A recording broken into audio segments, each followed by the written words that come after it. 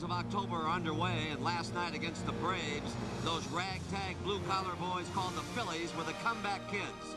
Curt Schilling struck out the first 5 Braves, setting the tone for a long night. On the other side, it was even a longer night for Steve Avery. That's in the dirt and toward the dugout. Here comes Kruk with the go-ahead run. And when you get caught between the moon and the Liberty Bell, you better not crack. And here's a double play, 1-0. Batiste threw it away. Into the game for defense. He threw it into right field. The battle was almost lost, but in October, it's the soldiers that win the wars. Down the line, fair ball. Kruk around to score. Tim Batiste goes from goat to hero in a matter of minutes.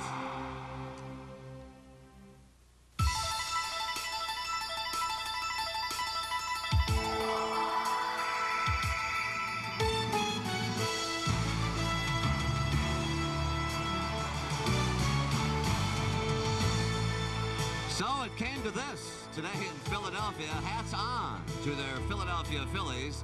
And on a glorious night, as we get ready for Game 2, they're not talking sweep here, but they are a little giddy over their first trip to the postseason in 10 years. Oh, are the Atlanta Braves down, out, scared, worried? Not after that stretch drive, gaining 10 games to get here. So here they both are, the Philadelphia Phillies and the Atlanta Braves. Game 2 of the National League Championship Series, right here, live on CBS. Hi again, everybody. I'm Pat O'Brien, and welcome to CBS Sports coverage of the baseball playoffs. This is where you want to be to the final out of the World Series. What struck us about last night was not so much the heroics of that one man, but the let's not quit attitude of the Philadelphia Phillies. Now, we know this is the kind of thing you learn in Little League, but the Phillies have taken this together, this thing, and put a capital T on it, and it works. It's fun because, you know, we all get along. I know last year we were kind of divided because we were so bad. You know, it was the hitters against the pitchers. You know, we were more of a struggle with ourselves than anything else, but, you know, I think this year everyone gets along. We even get along with our pitchers, even Mitch. You know, as a group of individuals in that clubhouse, we're a bunch of confident people, and we have believed from the beginning that we could compete in the National League and that we could win in this league, and we set that stage early, and we proved that early, and we're here in October now. You guys seem to carry this closeness thing to another level here on the Phillies, don't you? Well, we need to. You know, this is the way we started out all spring, and we kind of carried that into the season. You know, to throw that many different people to a nucleus that we had last year, I mean, that was a big turnover that we had, and it seemed that everybody gelled early, and this, you know, playing in this town and the things that we've been through to stay together, that means a lot. As for the Atlanta Braves, as you all know, nothing new to them to be behind. They spent the whole second half chasing the Giants. Here's how Terry Pendleton sees their situation. As leader of this team, do you just say to yourself, we've been through so much in the second half of the season, really this probably doesn't even bother you? I'm sure it bothers you didn't win, but you know what I'm saying. Well, yeah, you know, it's a situation where you feel like you want to win them all, or you can come out and win them all, but you don't. So this team has been there before, and believe me, we'll be coming back. This isn't over after one game. Yeah, you don't look too worried, Terry. No, I'm not, to tell you the truth. I have confidence in our ability to play the game. Not taking anything away from the Phillies, but I have confidence in our ability. And so we're set. A beautiful night, as we said, here in Philadelphia. 68 degrees at game time. And when we come back, we're going to send you up. I'm not sure it's going to be that far up, but Sean McDonough and Tim McCarver are going to bring you the game tonight. Enjoy Game 2 of the National League Championship Series. See you later. Sunday on CBS. Emmitt Smith's back in the end zone for the Cowboys. But the Colts' defense is very aggressive. Great interconference matchup. We're big fans. This is CBS. The Seville SLS is a new driving force, but you can handle it with the new power. Looks like it's going to be one of those days. Take it from us, U.S. Healthcare. Power of a smart lease. Seville SLS creates a higher standard with the North Star system. At its heart and soul is the response of a 270 horsepower V8. And now Cadillac Smart Lease puts a new Seville SLS within your grasp for $539 a month for 24 months with $2,170 down. See your Cadillac Super Network dealers.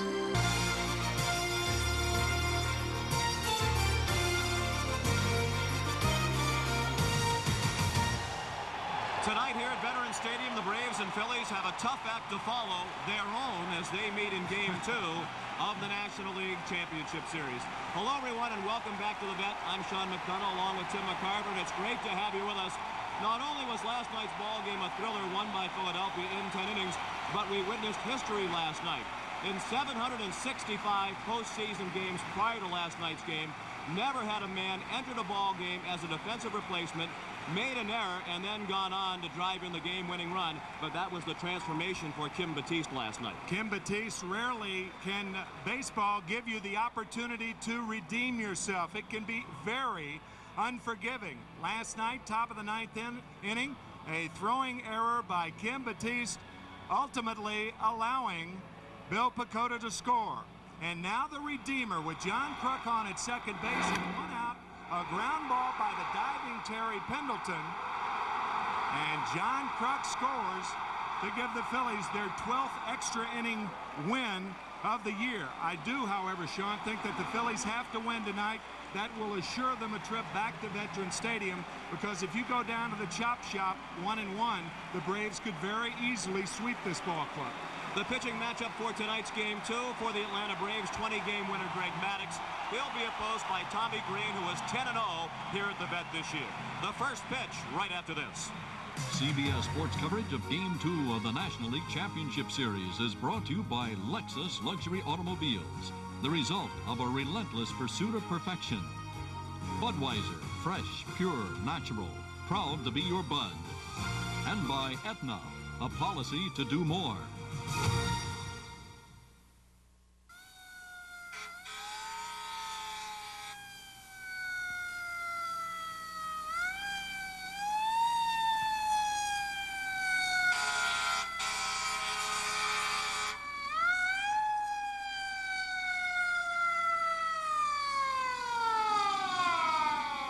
Houston 710 at Selma, Wilton.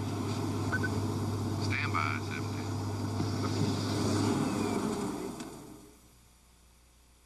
Imagine a cold medication so effective, one tablet keeps symptoms from coming back a full 24 hours. Introducing Effidac 24, the first cold tablet for consistent 24-hour relief. Look, Sudafed drops off after 6 hours, Tavist after 12, so your symptoms keep coming back. But just one Effidac gives consistent relief for 24 hours, so your symptoms don't come back. New 24-hour Effidac keeps cold symptoms from coming back.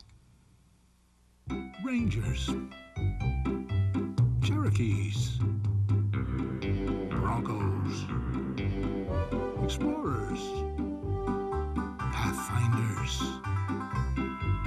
Blazers. Any pickup or 4x4, on road or off. Introducing the tough new LTX Light Truck Series from Michelin. There are lots of credit cards, but only one offers Smart Rate. Now as low as 14.9%. The name of the card? Discover Card. It pays to discover. Announcing the biggest advance in Quaker State history. It's Quaker State's new advanced high-tech formula motor oil. Superior wear protection plus superior heat and stress protection. New advanced formula Quaker State, formulated for today's high-tech engines. Bobby Cox is using the same batting order tonight that he employed last night in Game 1. Otis Nixon leads off in center field. Jeff Blauser is the shortstop, batting second. Batting third in left field, Ron Gant. The cleanup hitter is the first baseman, Fred McGriff. David Justice in right field bats fifth. Terry Pendleton at third base hitting sixth. The catcher, Damon Berryhill, bats seventh. Mark Lemke at second base hits eighth. And the pitcher, Greg Maddux, bats ninth. The defense for the Philadelphia Phillies, the bookends are different tonight in left and right field. Milt Thompson, the starter, in left. Glenn Dykstra in center, and Jim Eisenreich in right field. Dave Hollins, the third baseman. Kevin Stocker at shortstop. Tonight, in replacing Mariano Duncan, it's Mickey Morandini at second base. John Kruk, who scored the winning run in last night's game, at first, and Darren Dalton behind the plate. 26-year-old Tommy Green on the mound. He originally signed with the Braves back in 1985. and he is 10-0 at Veterans Stadium this year, and he has won 13 straight games over a 2-year period here at the Vet. And that record at home, the reason why he is starting game 2 instead of game 1 in making this game 2 start. His next scheduled start in this series would be game 6 if and when the series returns to Philadelphia. Otis Nixon digs in to lead this one off. He's hitting .269, a homer, and 24 runs driven in. That was his average in the regular season, and he was a going concern for the Phillies last night as Nixon reached base 3 times with 2 hits and a walk, and he drove in 2 runs. One thing the Brave hitters will try to make Tommy Green do is get the fastball down. He can be wild high. Fastball inside and low, and we're underway on another beautiful night in Philadelphia. Frank Pulley calls the balls and strikes. Terry Tata at first, Jim Quick at second, Jerry Crawford at third, Joe West in left, and Bruce Frimming in right. The fastball was up 2-0 on Nixon.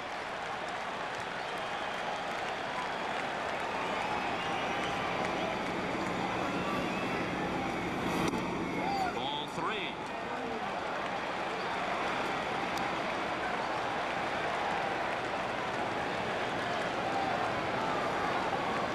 Green, a big fella, 6'5", 219 pounds. And Otis waited for a strike that never came. He walked on 4 pitches to start the ball game. We spoke of the ideal conditions. It couldn't be any more pleasant in Philadelphia than it is tonight. 68 degrees, the game time temperature. Wind out of the southwest at 13 miles per hour. It's supposed to get even warmer later in the week as the scene will shift to Atlanta. Now Jeff Blauser, who hit .305 during the regular season with 15 homers and 73 driven in. I don't think Nixon will be running until Green throws a strike.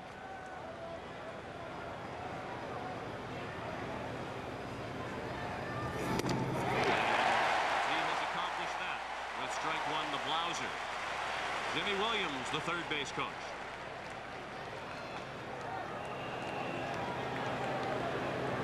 Nixon stole 47 bases during the regular season. That placed him 3rd in the National League. Chuck Carr of Florida led with 58, and Marquise Grissom of the Expos had 53. Otis was only thrown out 13 times trying to steal. Otis from Evergreen, North Carolina. Where did he get his speed? He says from his mom. Mother Gracie. Otis says even when she was 35 or 40 years old, she could outrun just about everybody on the Atlanta team. And everybody in the neighborhood. That's Evergreen. right. Otis used to bring the kids in the neighborhood over to his house, run races against Gracie, and she beat them all. Blauser in the hole 0-2, weakened by the flu and an ear infection last night. He went 0 for 4 with a walk, struck out his first 3 times up against Schilling.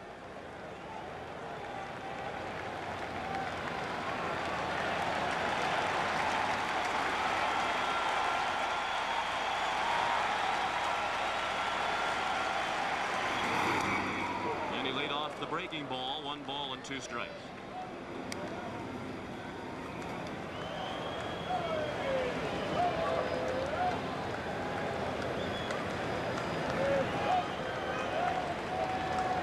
The running count right now, I think, because Green is more inclined to throw a breaking ball, and since stands to reason a breaking ball is slower, a good pitch on which to run.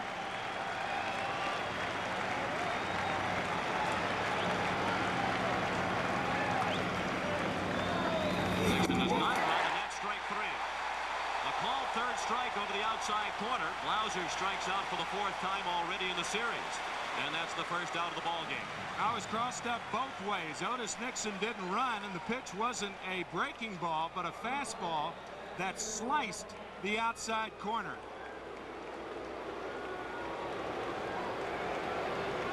Right there. Looks a little outside from that view, but usually, especially with 2 strikes, if the catcher is sitting on the outside corner, even if the ball's a little outside, he'll get the pitch.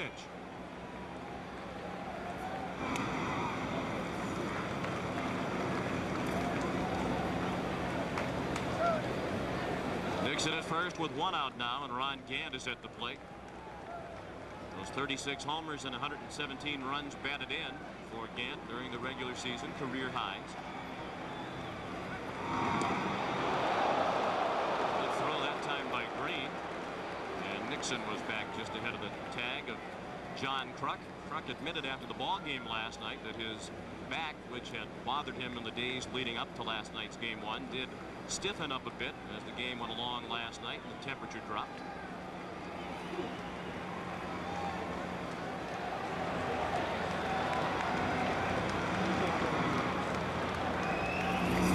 First pitch to Gant, low and away, ball 1. Not the kind of production Braves fans have come to expect from the heart of the order, provided by Gant, McGriff, and Justice last night. They were combined 2 for 13. Gant did walk and score a run. He was 1 for 4 with a single, but he struck out 3 times.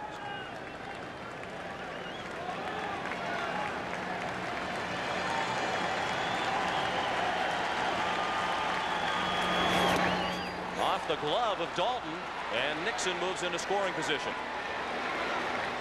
Looked like a pitch that was easily handled by Dalton, but for some reason he couldn't squeeze it, and the Braves have a runner at second with 1 out. Yeah, Dalton very upset with himself. This ball sailed a little bit and pops right out of the web.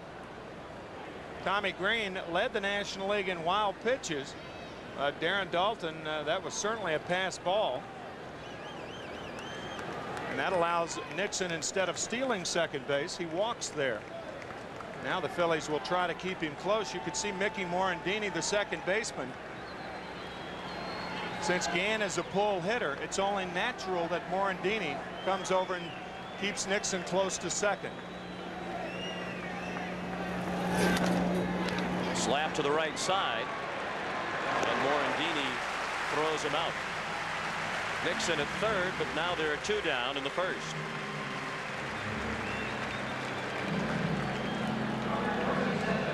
Tommy Green undefeated at home, and since World War II there have been 3 other pitchers that have been undefeated at home. Boo Ferris of the 46 Red Sox, Billy Pierce of the 62 San Francisco Giants, and Orel Hershiser back in 1985. Orel that year was 19-3, and Tommy Green 16-4 this year.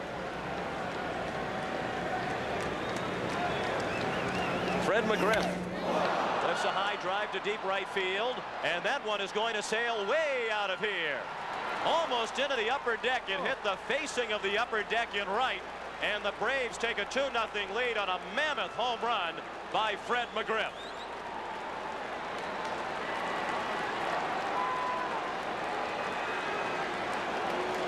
Ouch. Fred McGriff last night had an interesting comment about Curt Schilling. He said he was wild enough in the strike zone, he rarely threw the ball down the middle of the plate. Well, this one's right down the heart of the plate. Right down the middle. Watch the right hand and that whipping action of Fred McGriff. And did he ever get all of that one? Boy, that's awesome. It landed in Conshohocken. Concrete Hocken. Almost into the upper deck. So it's 2-0 Atlanta, and David Justice looked at strike 1.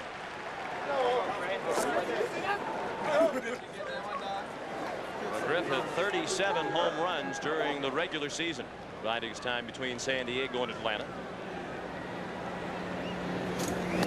First inning difficulty has plagued Tommy Green this year. His earned run average this season in the first inning, 6.90. His ERA goes down to 2.85 thereafter.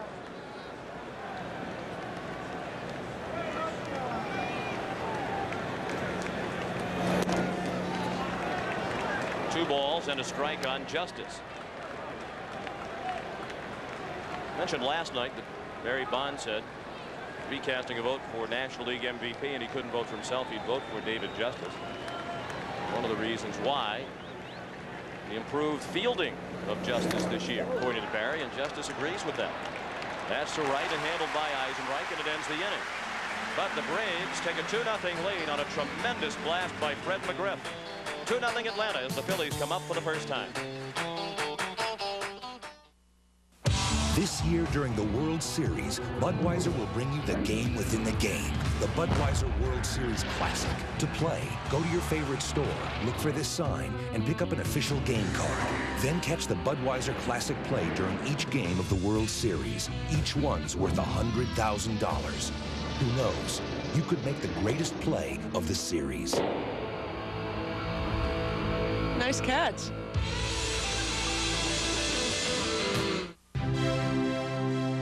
The continent of Europe hosted over 100 million vacationers last year.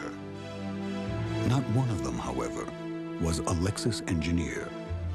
Why? Let's just say they were busy.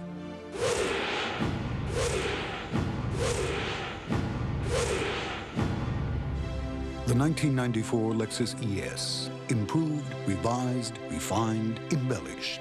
In a word, new.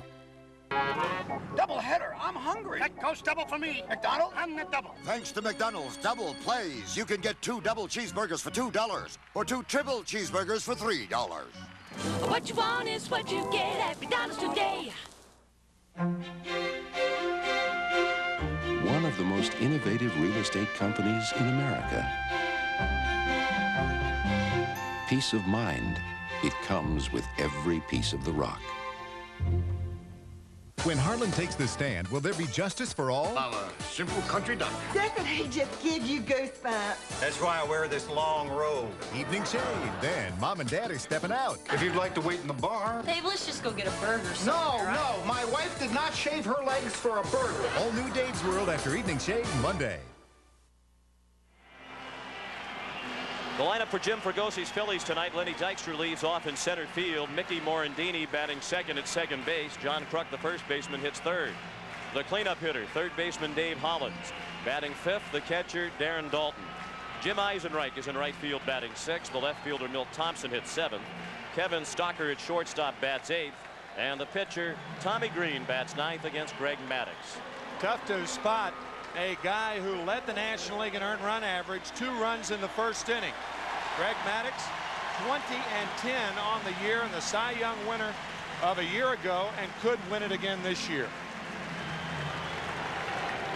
Lenny Dykstra leads off. He hit .305 during the regular season. First ball swinging, a pop-up in shallow center. And Otis Nixon has it, 1 out.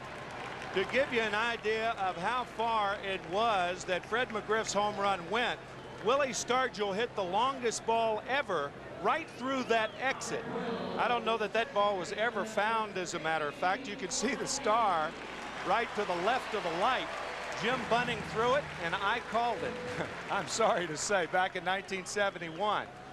And that was about, the ball McGriff hit was about 30 feet lower than that and a little more to the right field position. What a tremendous clout by Fred McGriff. Mickey Morandini starting at second base tonight. He did not appear in last night's ball game. Mariano Duncan got the start. Here's a base hit. A ground ball through the left side for Mickey Morandini.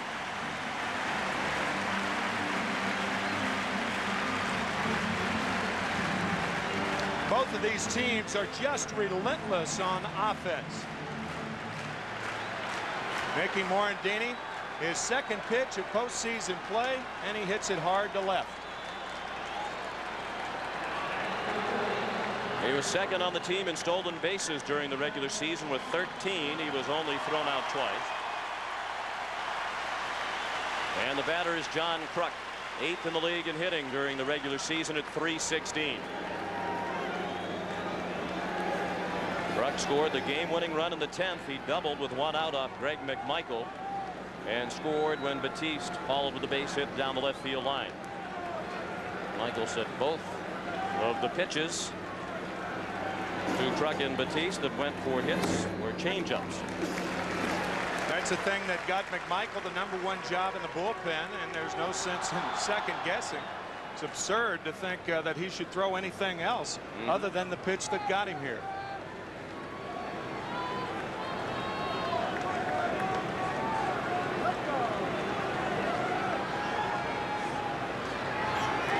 Morandini is running the pitch, a ball, the throw, not in time.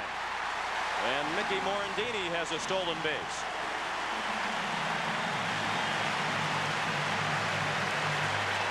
Tremendous jump by Morandini. Greg Maddux gets the ball quickly to home, and the throw, a pretty good pitch to handle for Damon Berryhill. Watch, it's right around the shoulders, but nothing Berryhill can do. Morandini in there easily. Well, the only weakness in Maddox's game is that he is not very good at holding runners on. He is a tremendous fielder, a Gold Glove winner among National League pitchers.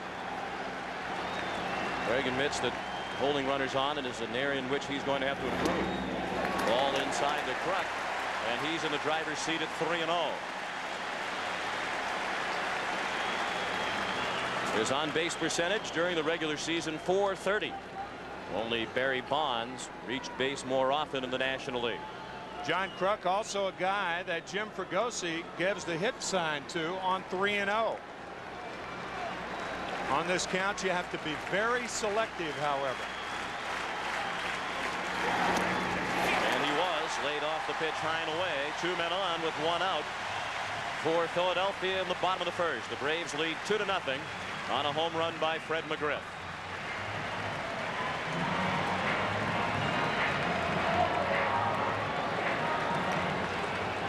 One thing that helps Maddux in a situation like this, it doesn't help Tommy Green in double play situations, but it does Greg Maddux because he is a ground ball pitcher. Only Bill Swift of the Giants had a higher rate of ground balls to flyouts. So Maddux will get the double play when he needs it. Dave Hollins, the batter. That's the 5th straight ball thrown by Maddux. Hollins, a switch hitter, batting from his weaker side of the plate. He had .273 overall for the year.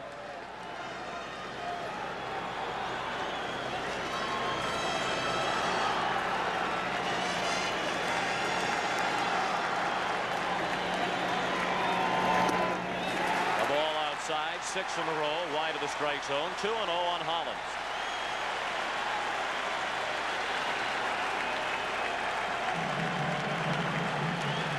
Hollins hit only .244 from the left side this season, as compared to .323 from the right.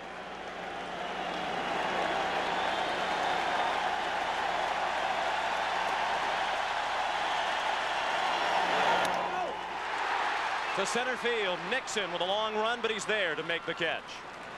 And Morandini is back to second with 2 down. It's amazing how much ground Otis Nixon covers. The Phillies, as a matter of fact, used to have a center fielder here, Gary Maddox. His nickname was Secretary of Defense. And Ralph Kiner's great line, 3/4 of the world is covered by water, and the other quarter is covered by Gary Maddox. Well, I guess you could say the same thing about Otis Nixon. He can eat up some real estate and tracks down a fly ball about as well as any center fielder in the National League.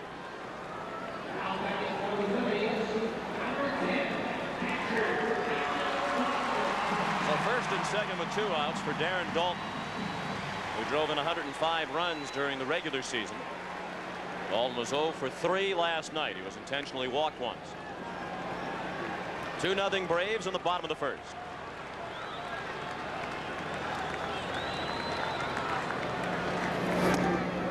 Irony of ironies, 15 years ago, Gary Maddox made a rare, and I mean rare, error on a ball hit by Dusty Baker in Game 4 of the 1978 National League Championship Series. And then Bill Russell, a clutch hitter for the Dodgers, drove in the winning run. And the Dodgers beat the Phillies for the 2nd year in a row to win the pennant. That was 15 years ago today. Borderline pitch called a strike. Dalton winced as Frank Pulley made the call. 1 ball and 1 strike.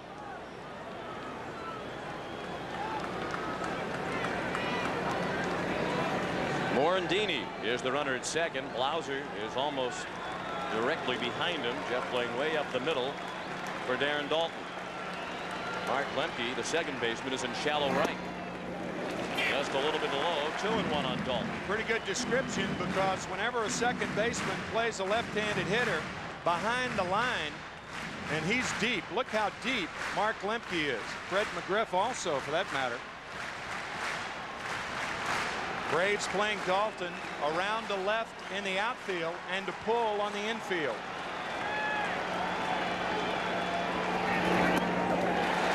Maddox is struggling with his control here in the first inning. 3-1 the count on Dalton. Should he reach, Jim Eisenreich would bat next.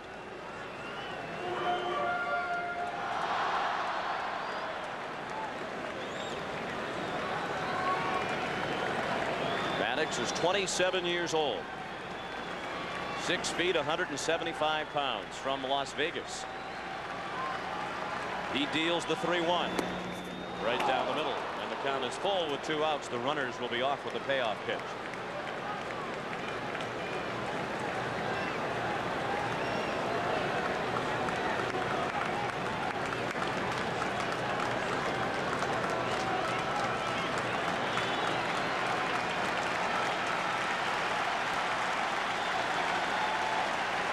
Take off. The payoff pitch is strike 3. A fastball that froze Dalton. The first strikeout of the night gets Maddox out of the inning. After 1, 2-0 Atlanta.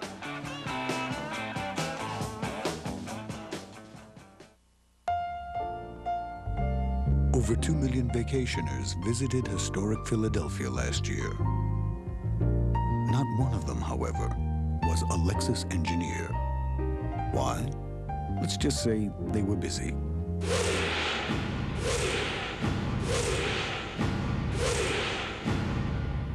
The 1994 Lexus ES, improved, revised, refined, embellished. In a word, new. Love this place! It's the new Burger King Everyday Value Menu with big Flame Broiled burgers for only 99 cents. I can't do it myself for 99 cents. Your favorite Burger King foods at new, lower, everyday prices, like the Croissant Combo served hot and fresh for $1.99. Check your Burger King Everyday Value Menu and be sure to try the delicious Flame Broiled Whopper Combo for $2.99. That's great news for my pocketbook. Value every day. Have it your way. You're gonna want to come back every day. What do you mean I can't do that? Please, don't pull that on me now. I'm pressing enter. You're the computer. You tell me where the file is. Huh? Don't just sit there blinking. Enter. I'm gonna give this to you, but I want it back. The idea of talking to a computer is certainly not a new one. Open status report. Getting a response certainly is. The new Desk Pro with business audio from Compaq.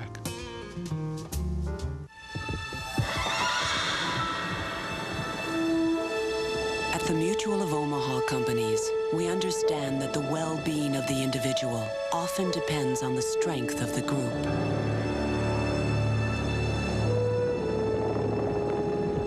That's why our healthcare plans are designed to meet the specific needs of both.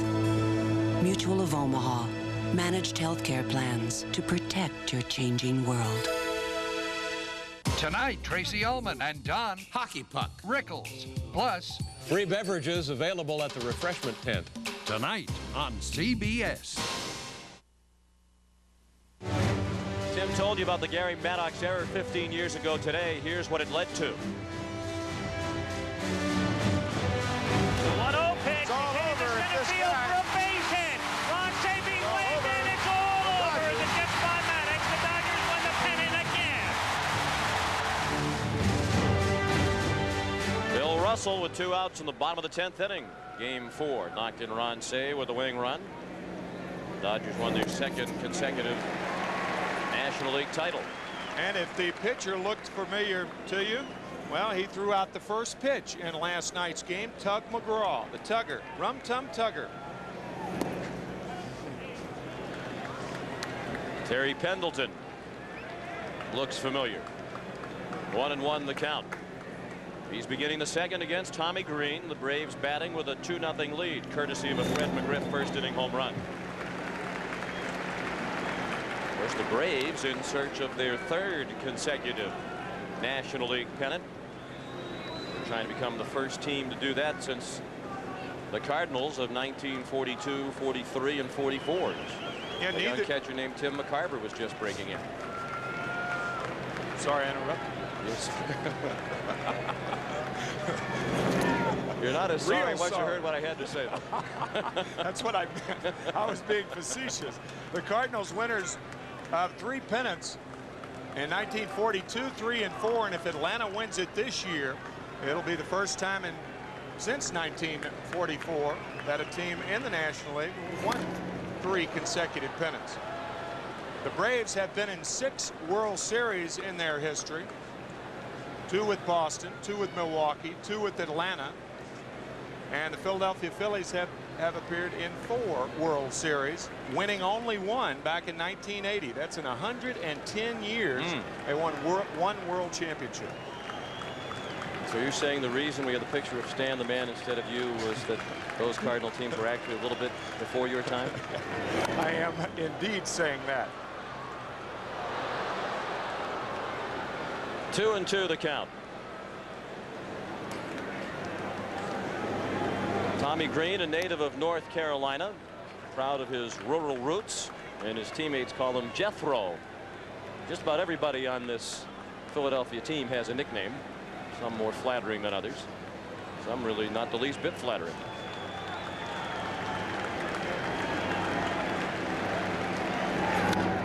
Out of play again. Pendleton, then Berryhill and Lemke, batters 6, 7, and 8 coming up against Green. There is a real connection, talking about Tommy Green, between Tommy Green and the pitching coach of the Braves, Leo Mazzoni. Green pitched for Mazzoni 3 different classifications in the minor leagues: Sumter, South Carolina, Greenville, North Carolina, and Richmond, Virginia. And Green gives Mazzoni a ton of credit for his success in the major leagues. As a matter of fact, when he pitched a no-hitter a couple of years ago, Tommy Green said that Leo Mazzoni was the #1 guy to be credited for his development in the big leagues. He said Leo was the first man he thought of as he stood on the mound having pitched a no-hitter against Montreal, because Leo had teased him so many times about not being able to finish off no-hitters in the minors. Twice while Mazzoni was Green's pitching coach in the minors, Tommy took a no-hitter into the 9th and lost it. He also lost a perfect game in the 8th inning.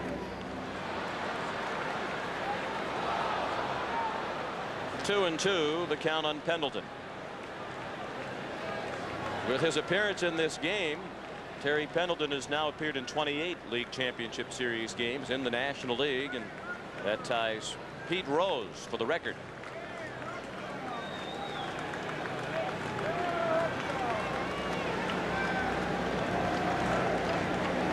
Another 2-2. Base hit. After fouling off a couple of 2-2 pitches, Pendleton singles through the left side. That is a great at-bat by a good hitter. He fouled off tough, high and tight pitches, and now gets on top of the high fastball and hits it hard to left. Pendleton with more opposite field hits, 61, than any other hitter in the National League this year. So for the second time in as many innings, the Braves have the first man on. Nixon led off last inning with a walk and scored on the McGriff homer. 2-0 Braves. Damon Berryhill the hitter.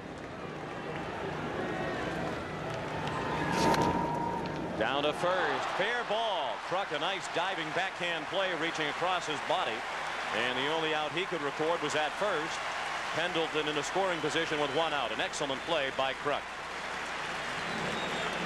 That's all John Kruk could do, was tag the bag when he was down around it. Nice play by John, barely fair. This is actually the home plate umpire Frank Pulley's call, because the ball is not past first base. The home plate umpire has it before first or third, and then the third base or first base umpire has it on a ball over the bag. Mark Lemke the hitter. He looked at a first pitch breaking ball for a strike. Lemke at .252 during the regular season.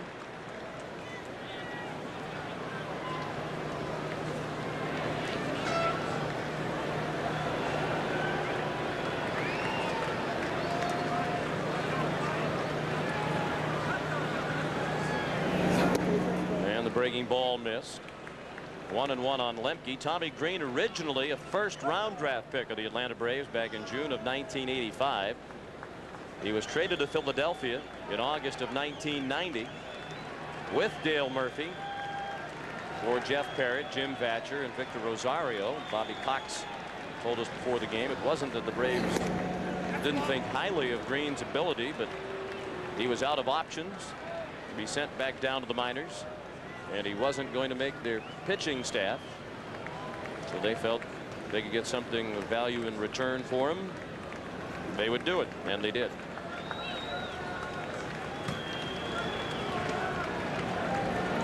And Green in turn is grateful for the trade because he realizes that it would have been much more difficult to establish himself as a major league pitcher competing for a spot in the Braves rotation than it was for him to get started as a major leaguer with the Phillies.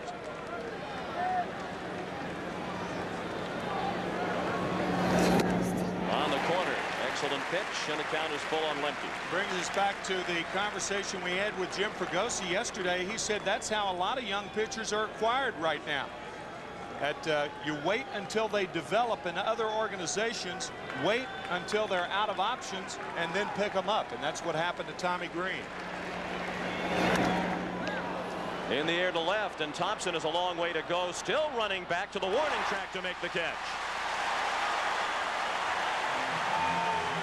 Lemke hit it a long way to the opposite field, and Thompson was playing in shallow, and he was able to run it down to the warning track just in front of the 371 mark. Yeah, the loft of the ball gave him a chance to get back on it. Thompson, an excellent outfielder.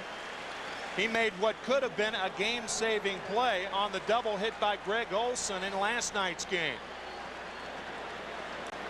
Nice play by Milt Thompson.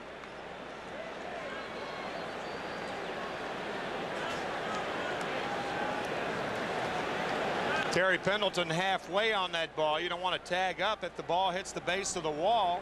Pendleton may only get to third base. You got to go halfway on a ball like that. Now Maddox, who hit 165 during the regular season. He had 15 hits in 91 at-bats and drove in 4 runs. Of course, it was Steve Avery who provided much of the Atlanta offense last night as the starting pitcher. He had a double and a single and scored a run. Maddox fouls it off to the right side. He's behind 0-2. This is an off day in the American League Championship Series as they travel to Toronto. Tomorrow night, game 3 of the ALCS from Skydome. Frank Thomas will be starting at first base, having DH'd in the first 2 games, and Bo Jackson, we are told, will be in the lineup as the DH. That's tomorrow night at 8 o'clock. Blue Jays lead that best-of-7 series 2 games to none. The White Sox have their work cut out for them, and they might be happy to be out of Chicago, where they can barely get noticed with the retirement of Michael Jordan, the firing yesterday of Cubs manager Jim Lefebvre.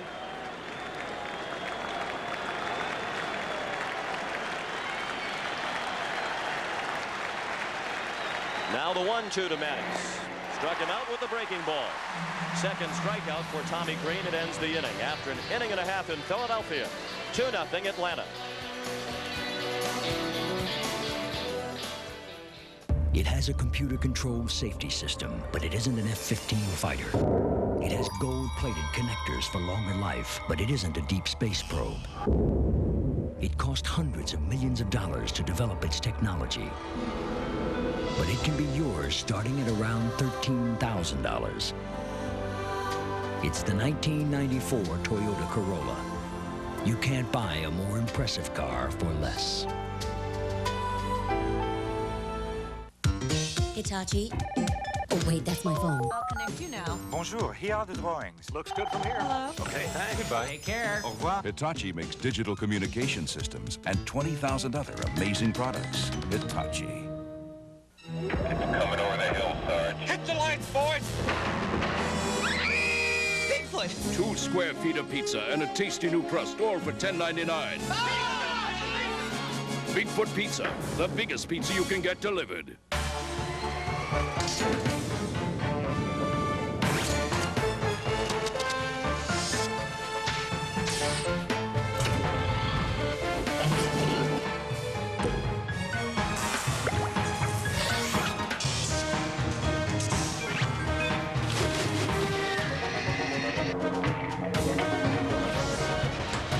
With DeskJet printers from Hewlett-Packard, it's easy to make it happen. You know, when I was growing up, I had to face problems just like kids today. Luckily, I spent most of my free time at the Boys and Girls Club. Children need positive alternatives from drugs and violence. That's where the Boys and Girls Clubs of America comes in. They offer solid, no-nonsense programs that work. I should know. It worked for me. Please join Major League Baseball in supporting the Boys and Girls Clubs of America, the positive place for kids. A message from Major League Baseball. All hitters, regardless of where they start, must close the front side. You have to hit against the front side of the body, and watch how Terry Pendleton goes into the fastball to pop it to left field for a hit. First pitch of the home half of the second. The ball to Jim Eisenreich.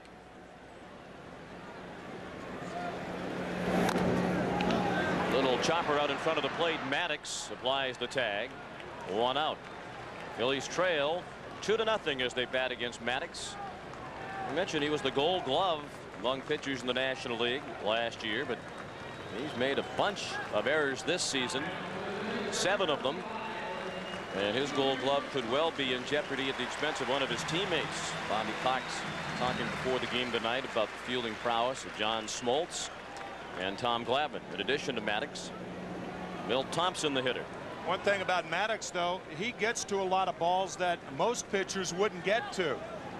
He has led, as you saw in that graphic, led the National League in putouts for the last 5 years. That breaks Grover Cleveland Alexander's record of 4 straight years back in the middle teens, 1914 to 1917. He also led the National League pitchers in assists with 59 and chances with 98. So he is very much involved in his own game.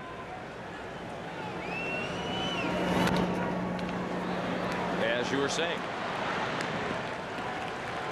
2 outs. That'll bring up Kevin Stocker. Yesterday we talked about his poise.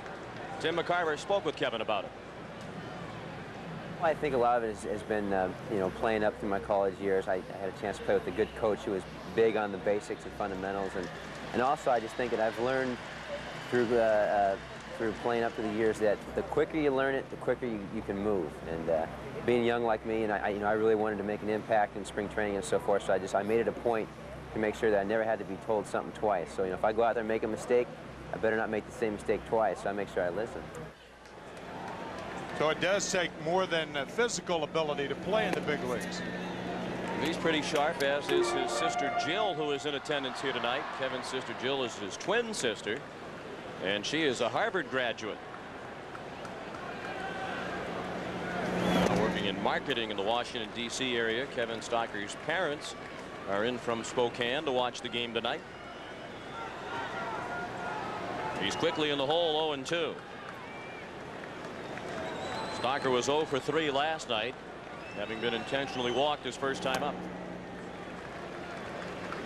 2 outs, bases empty, bottom of the second. The Braves lead 2-0. Fred McGriff hit a mammoth home run in the top of the first.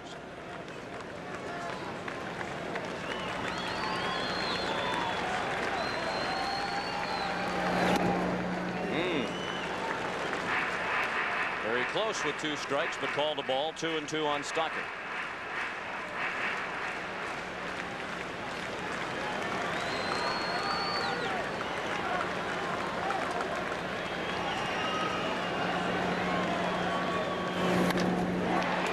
Caught by the shortstop Blauser. A quick 1-2-3 inning for Maddox. After 2 at the vet, 2-0 Atlanta.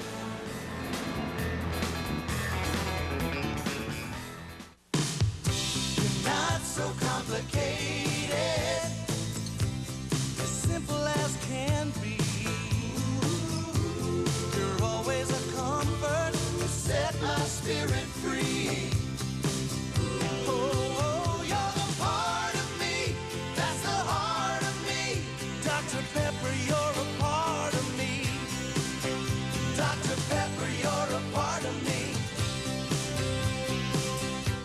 I want this to be the final battle. Critics call it a masterpiece. Could be the film of the decade. 4 stars, a towering achievement. Awesome, jaw-dropping, a major event. Gettysburg is extraordinary. Martin Sheen and Jeff Daniels give Oscar-worthy performances. The big screen spectacular of the fall. Gettysburg, rated PG. Starts Friday at a theater near you. If you want a truck built in the USA and loaded with options, you've got options. If you want sports stripes, chrome package, jump seats with 3-point seat belts, AM/FM radio, split bench, sliding rear window, and more for savings up to $850, you've got options. But if you want all that plus the #1 truck line in customer satisfaction, you've got no options. Toyota trucks, you just gotta love them. Will a crash course in sensitivity help the gang get along? Don't we want to learn to be sensitive to other people? Put a plug in it. All new Murphy Brown. Then, ladies, who would you date? An insecure whiner or a self-centered bore? These are my choices. This is why I live with a cat. All new Love and War after Murphy Brown, Monday. CBS Sports coverage of Game 2 of the National League Championship Series is brought to you by Toyota and their full line of quality cars and trucks. American Airlines, something special in the air. And by Dr. Pepper and your local Dr. Pepper bottler. The Ironworkers Union here in Philadelphia, I believe it was 401, Ironworkers Union 401, climbed on the top of William Penn's hat. And William Penn, the statue of William Penn atop City Hall here in Philadelphia, and they plopped a Philly hat on top of that other hat. That's a big hat. 2 big hats up there. Mm-hmm. Now, is it true that the locals refer to him as Billy? Billy Penn, you got it. We out-of-towners would refer to him as William Penn, but to the locals, he's Billy. Well, you talked about all the Phillies with nicknames. They even nicknamed William Penn here in Philadelphia. A lot of nicknames in this town. We could say they're taking liberties with his name. You could say that, yes. And that gives you a better thinkers. idea of how big that statue is. What did you say? Independent thinkers. Yes. Freedom of expression. Yes. Line to left and a base hit that falls in front of Milt Thompson. So Nixon is on again. Here's what Doug Drabeck told us recently about Jeff Blauser. Jeff Blauser. He's a good high fastball hitter. You don't want to leave any breaking balls over the middle of the plate. You need to change your pitch sequences because it's hard to get him out with the same pitch every at bat. High fastball hitter, but that's what Tommy Green throws, a high fastball. Whenever that is the case, that's when the pitcher challenges into the hitter's strength. Like that. Reminds me of a story of Jim Palmer, the great Oriole pitcher. He was in a meeting before World Series with his pitching coach Ray Miller, and they kept saying everybody was a high fastball hitter, and Palmer left the meeting, and Ray said, "Jim, where are you going?" He said, "That's all I throw is a high fastball." He said, "We're not talking about your fastball, Jim." Talking about the fastball of mere mortals, but not the likes of Jim Palmer. Braves have the lead man on for the 3rd time in as many innings. Nixon in 1 game plus the 3 innings tonight has been on base 5 times. He walked and scored on the McGriff homer in the 1st. His single to left here in the 3rd, the 3rd Atlanta hit of the ball game. They're out hitting the Phillies 3-1.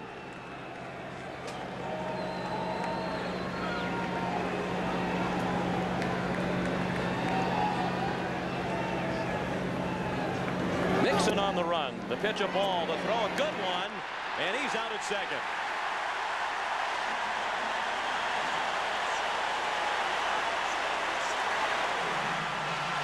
You could see Darren Dalton with any clue of whether Nixon was going to run or not, even when he was giving the sign. He was putting one finger down for a fastball, looking at Nixon at first base. Watch him look at Nixon.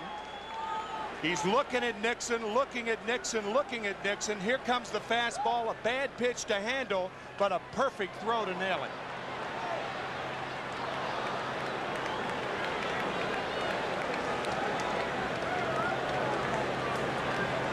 one out of the bases now empty.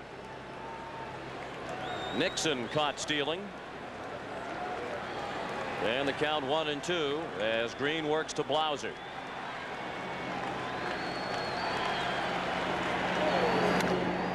That's well hit to left. Milt Thompson watches that one fly.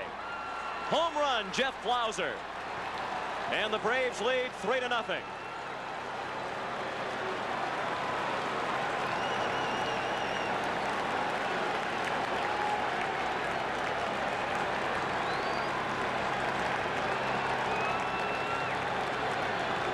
Hanging curveball to Blauser, the first guy to greet him, Steve Avery. Flight attendants, prepare for takeoff. First to McGriff and now to Blauser. All of Blauser's 15 home runs during the regular season, by the way, came to left field. And his 15 home runs led all National League shortstops. It was a great offensive year for Blauser. In hitting .305, he was the first Braves shortstop to hit over 300 since Alvin Dark hit .322 back in 1948. That's lined to left by Gant. Thompson has it go over his head and off the base of the wall on the line. Gant on his way to second, and he's there sliding with a double. But Green hasn't fooled anyone. The Braves have had 3 men come to the plate in this inning, and they're lacking only the triple now to hit for the cycle as a team. Tommy Green, the only time he faced the Braves this year, he shut them out on September 24th. But the Braves are hitting an awful lot of balls hard tonight. Remember, this is the same pitcher who was 10-0 at Veterans Stadium this year, and he had won 13 consecutive regular season games here at Veterans Stadium. Now Fred McGriff, who had a tremendous home run. Nearly got into the first row of the upper deck in right in the first inning. That was the first of the 2 home runs hit by the Braves tonight. Tommy Green allowed 12 homers this year, but he did not surrender 2 home runs in a game this season. He has done that tonight. We're only in the third. 5 hits for the Braves, 3 of them for extra bases. The 1-0 to McGriff. Here's a breaking ball low. 2 balls and no strikes.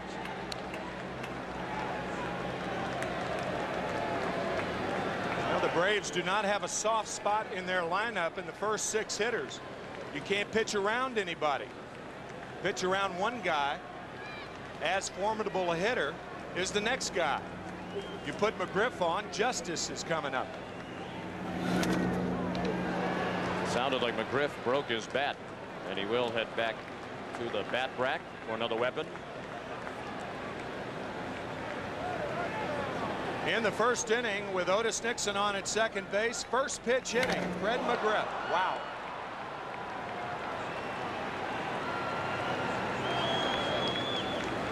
You could see the release of the left hand of Fred McGriff. We asked him during the workout a couple of days ago if he was a proponent of Walt Reniak's, the batting instructor of the Chicago White Sox. He said no, but he had read his book. He read Charlie Lau's book.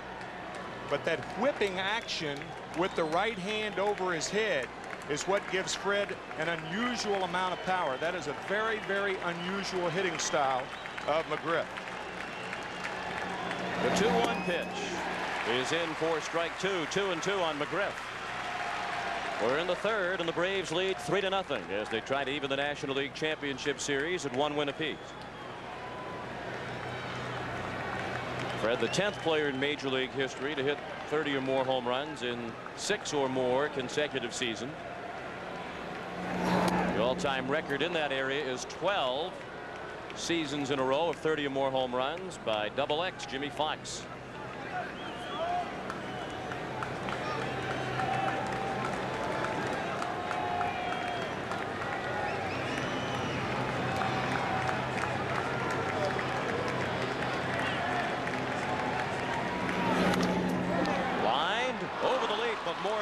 Even with Mickey playing in shallow right. Gant goes to third. He had to hold up to see if the ball would be caught. So it's first and third, still only one out for Atlanta here in the third inning, and that one out was made on the caught stealing. All four men who have come to the plate this inning have a hit. Split finger fastball, and you're right, Sean, because Morandini jumps and misses it, you could almost see Tommy Green jumping with Morandini, but Gann had to hold on at second base and advances only to third. But Tommy Green, it looked like Green was jumping with Morandini, trying to give him a little body language. Braves continue to hit a lot of balls hard. And bullpen action will begin for Philadelphia as David Justice stands in. That's a swing, says Frank Pulley. David Justice didn't think so and wanted Pulley to yield down to Jerry Crawford, but Frank had already made up his mind. Yeah, the thing is, once the home plate umpire calls the strike, he can't ask for help. But David didn't think he went around, and that was very, very close. He had a good argument. But once the home plate umpire, Frank Pulley, makes the call, it's done. No appeal process. Nope. Justice might want to appeal that decision as well. 0-2 the count on David, who flied to right his first time up, and he's still looking for his first hit in this National League Championship Series. Ron Gant is the runner at third. Fred McGriff is aboard at first. One run in here in the third on the Blauser homer. Atlanta leads 3-0. They've out-hit the Phillies 6-1. And it's still 0-2 on Justice.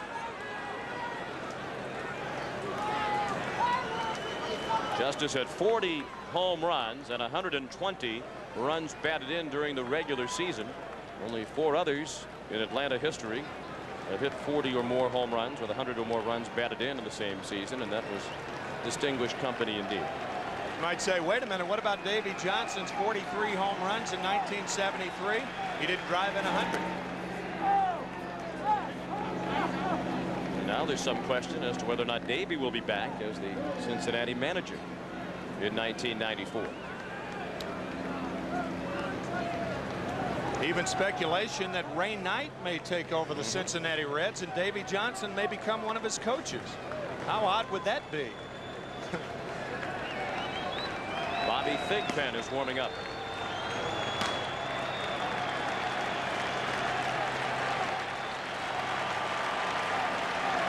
The 1-2 pitch. High fastball popped out of play left side. Those who follow the Braves and Bobby Cox, the manager, talk about the maturing process of David Justice. He definitely carries himself in a different manner this year. He's much more approachable to the media, and it seems that marriage agrees with him. He is married to the talented actress Halle Berry.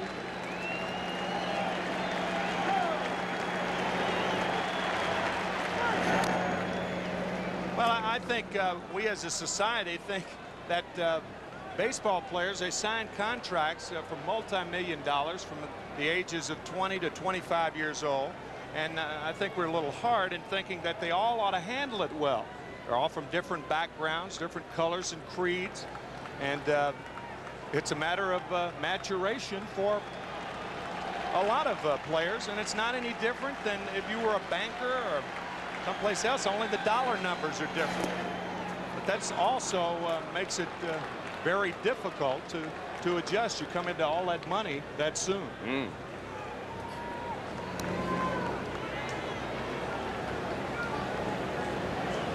Halle Berry says occasionally when they are driving to the stadium in Atlanta, she'll pick a fight with David because he plays better when he's a little bit agitated.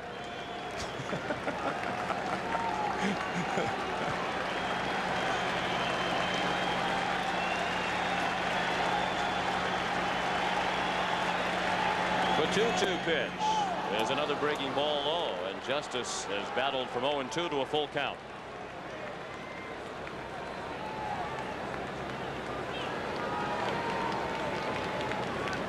Tommy Green is pitching to his former roommate. When Green was in the Atlanta organization, his roommate at AAA Richmond was David Justice.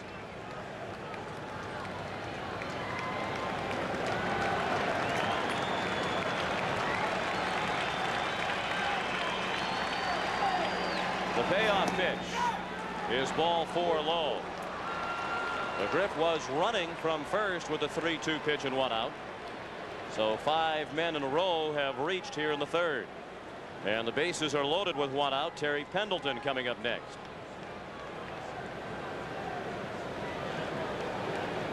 Pendleton singled to left, leading off last inning. With runners in scoring position last year, Terry Pendleton led the majors with the .387 average, but about 160 points lower this year. Terry is the first to admit that he should have had many more than 84 runs batted in, but didn't because of that batting average with runners in scoring position. The runner at third is Ron Gant. He doubled after the Blauser homer. Fred McGriff singled to right. He's now at second. And David Justice walked to load the bases. The second walk issued by Tommy Green. We're in the top of the 3rd. The Braves lead 3-0 with a chance to break it wide open. Change of speeds. Fooled Pendleton 0-2. It's very difficult when Tommy Green's in a situation like this because he doesn't rely on the ground ball. He throws a lot of fly balls. The one thing he can do, however, is strike a hitter out, and that's what he's trying to do to Pendleton.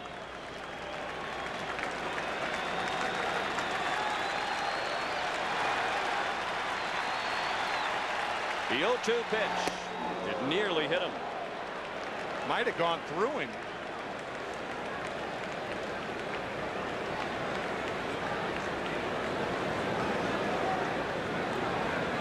Wow. Self-preservation right there. Of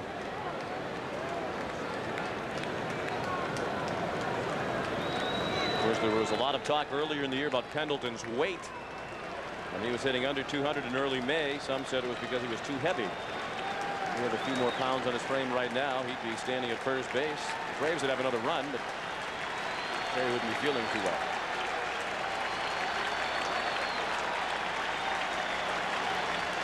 Now the 1-2 pitch. Rounding ball, base hit right field.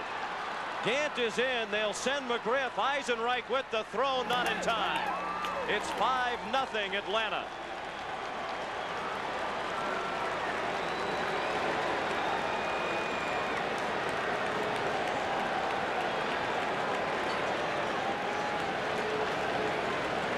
And here comes Jim Fregosi.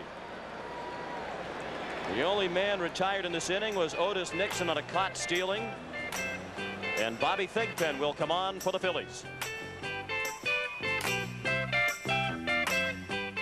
This is a credit card, so it's gold. Yahoo! I mean, no card is more accepted on the planet, but it doesn't make you some kind of celebrity. Actually, maybe it could. I mean, with Gold MasterCard's new Master Guest service, you can get free personal vacation planning assistance. The celebrities always have personal assistants. Master Guest can even save you up to 30% on great vacation packages. And celebrities are always getting special deals, so I guess Gold MasterCard could make you a celebrity. See you in the tabloids. Gold MasterCard, it's more than a gold card, it's smart money. On October 15th, We don't. it's a brand new start I ain't going nowhere. in a brand new town. Hey, cut us off. That's real nice. This here's what I carry. Now, Beverly Hills isn't changing the Clampetts, but they're sure changing Beverly Hills. There's a fresh tail in the road. Roadkill stew sounds mighty good right now. The Beverly Hillbillies. I'm sure there's enough for us all. Rated PG. Special sneak previews Saturday and Sunday. Okay, luge competition or bowling? Luge. Bowling. Okay, we'll watch bowling. Miller Lite presents Luge Bowling. Cool. Boy, is he fast. He better be, Bob, because here come those bowling balls. Brought to you by Miller Lite. If you can combine great taste with less filling, you can combine anything. He's got the angle. Oh, no, it's a 7-10 split. Oh, nice pickup. Great taste, less filling. Can your baby do this?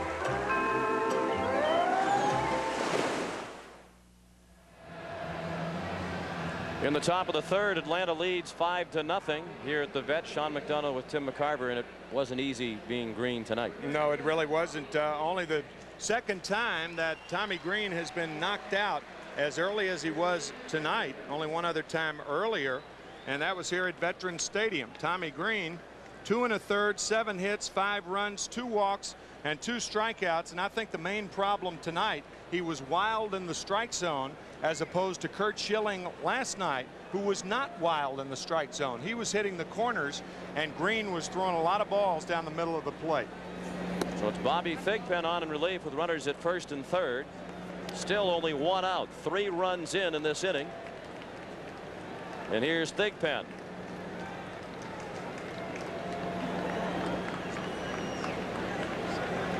Justice the runner at third, Pendleton at first. Damon Berryhill the batter, and that's a foul ball out of play to the left. Berryhill bounced to the first baseman Kruk, unassisted his first time up.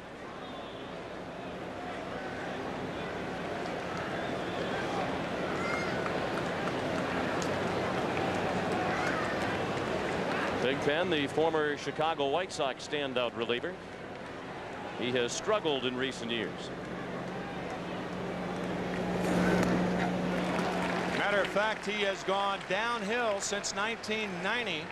57 saves, an all-time major league record in 90. And look at the earned run average, how it's creeped up while the number of saves has gone down. Perhaps being overused in 1990. Sometimes when you go for too many records in baseball, you pay the price later. He led the league in 1990 with 77 appearances. That's outside. 1-2. 2-2 now on Berryhill.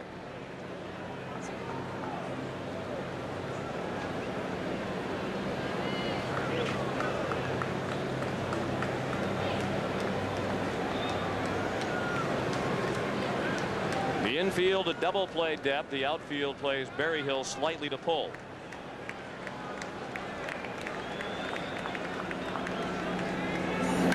And that's a rocket to right. He pulled it and then some. Over the fence for a 3-run homer. And the rout is on here in the third inning as Atlanta takes an 8-0 lead.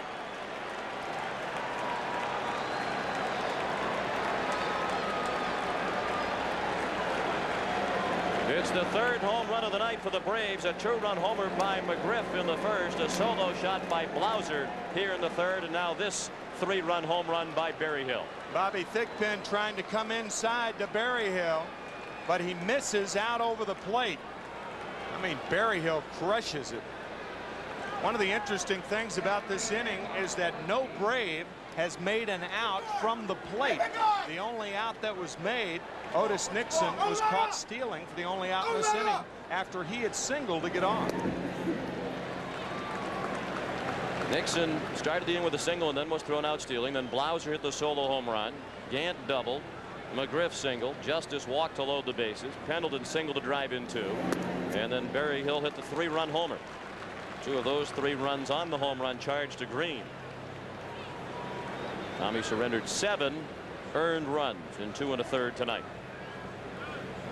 Lemke, the 8th batter of the inning.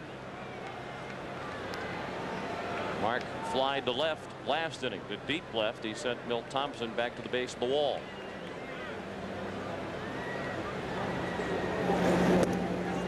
And Lemke strikes out. And the mock cheer goes up from the crowd here. That's the 2nd out of the inning.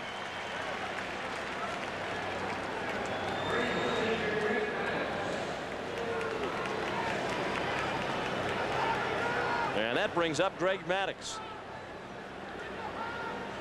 who struck out swinging against Green last inning. Only last year, Bobby Thigpen, a crosstown rival from Greg Maddux, or with Greg Maddux. Thigpen pitching for the White Sox and Maddux with the Chicago Cubs.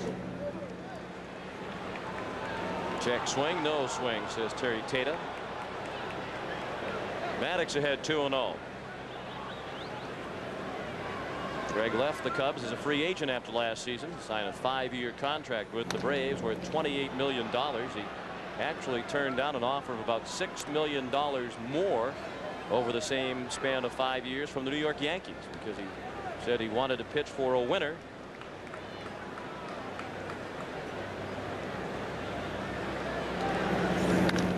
Up the middle, Morandini, a nice diving backhand stop, and from his knees he threw him out.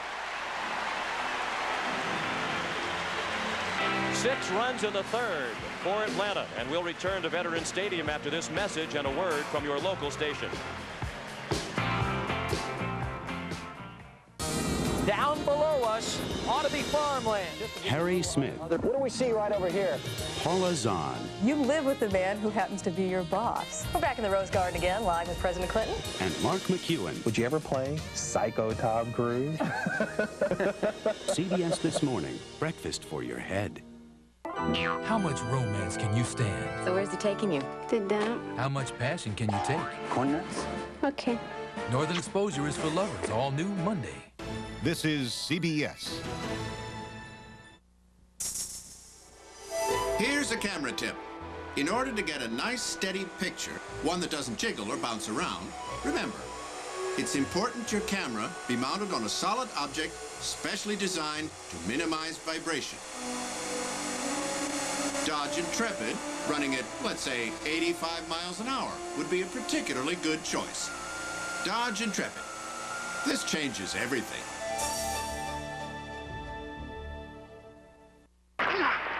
My years in football taught me the value of a great health plan. Hello, I'm Dick Vermeil. Everyday life has its bumps and bruises, too. And that's why Independence Blue Cross and Pennsylvania Blue Shield have added the new personal choice to our game plan. There's no need to enroll with a primary care physician, and you don't need a referral to see a specialist. Office visits are covered, and there are no claim forms. Now, what could be easier? Call 1-800-ASK-BLUE for all the benefits of personal choice. The health plan that controls cost, not people. Don't you have anything to fit me? No offense, Mr. Jones, but you are a little on the small side. I need more choices. Harry, give me those genuine yellow pages. Look, choices. Italian, Greek, Chinese. You want more? Those are restaurants. That's right. You put some meat on those bones and come back and see us. 9 out of 10 use it. Mr. Matterhorn. The genuine New Jersey Bell yellow pages from Bell Atlantic. Are you losing weight? Fake Phillies wear. A Herb Denenberg focus investigation after the game. Sean McDonough with Tim McCarver and Pat O'Brien back at the vet. Kyle, I love you. And Steve Bedrosian, Braves pitcher, saying hello to his sons Cody and Kyle. His 6-year-old son Cody is battling leukemia. It was in remission for about 6 months, but has returned, and Cody is undergoing chemotherapy treatments. The good news is the bone marrow from Kyle will work out nicely, and there'll be a transplant in a month or so. And all of us at CBS send our best wishes along to Cody and Kyle and Steve and Tammy Bedrosian. The batter is Tony Longmire, pinch hitting for the pitcher Thigpen. He spent most of the year at AAA Scranton Wilkes-Barre. He was recalled on August 31st, just in time to be eligible for the postseason roster, and he runs well. That's a big reason why Jim Fregosi kept him on the postseason roster.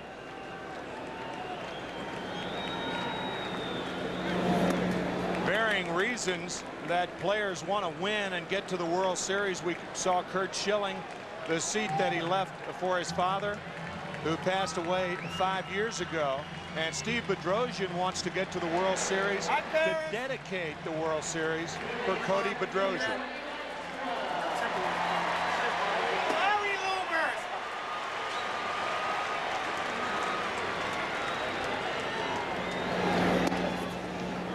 Lenny Dykstra took a strike.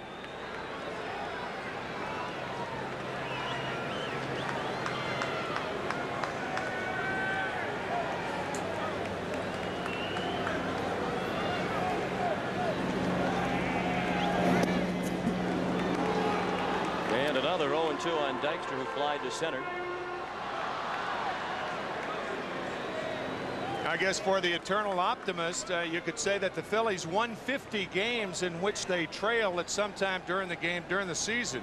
That was the most in the majors.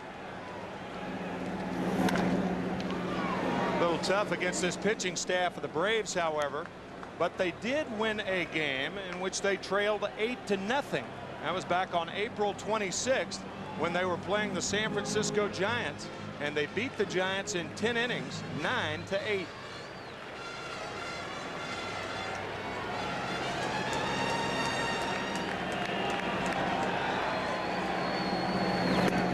Strike 3, Dykstra called out on strikes.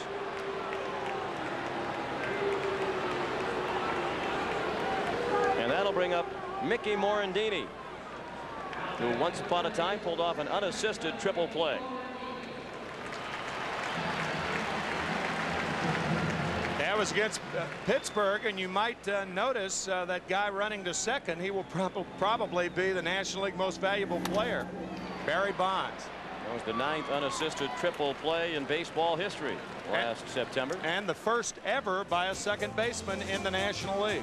He's out on the line drive to center, and the Phillies go in order in the 3rd.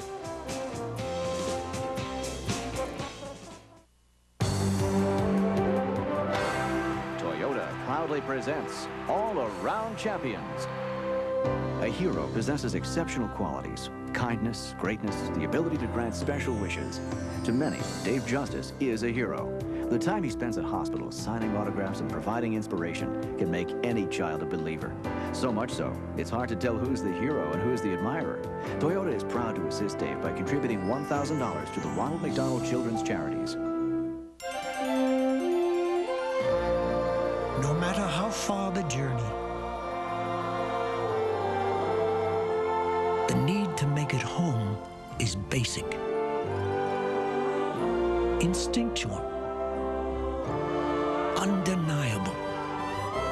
The 1994 Toyota 4Runner.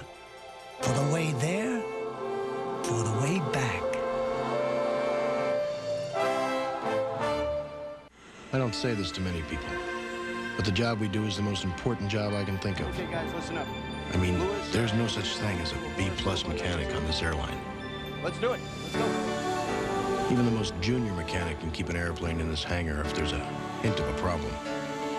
You might think a job like this would become routine, but every now and then, I just take a walk through the terminal, and right there, you see what's important. Fred's my AT&T sales rep. The country gives me the creeps, but I came out here to tell Jan about AT&T's Maximum Advantage. Everything about it is simple, except running it. Maximum Advantage does the work for you. You're automatically enrolled. You get AT&T's best service at our lowest price guaranteed. We'll look at your calling patterns quarterly and make new recommendations. Jan, with our international fax and calling plans for our 800 service, you could be hosting the whole world that you're in. Hi. We're the Raskins. Ah, welcome. Fred really knows my business. I'm sure I could get him up here full time. This game summary is sponsored by AT&T. After 3 innings, the Braves have built an 8-0 lead on the strength of 3 home runs, a 2-run homer by McGriff, a solo shot by Blauser, and a 3-run blast by Berryhill. The 2-run homer by McGriff was in the 1st inning. The other 6 runs scored by Atlanta tonight came in the 3rd. So we head to the 4th. 8 runs on 8 hits for the Braves, no runs, 1 hit for the Phillies. Big Ben Rivera on the mound. And his first pitch, a breaking ball that missed to Otis Nixon. Rivera, for the most part, a starter for the Phillies this year. 13-9, formerly with the Braves. So we talked about Tommy Green being with the Braves. Ben Rivera the same way. And we go back once again to Jim Fragosi's comment. Once they're out of options, the Braves liked Ben Rivera. They didn't like him quite as much as Green, but they liked him. He was on the roster. And he ran out of options, and the Phillies picked him up. Bienvenida Rivera. Ben to his friends. Well, bienvenido is welcome in Spanish, so a welcome to postseason play for Ben. Huh? Yes, indeed. And we also welcome 1,000 feet above the city of brotherly love, the 194-foot-long Bud 1 airship. It's using its eye in the sky camera to bring you the scenic shots that we are seeing tonight.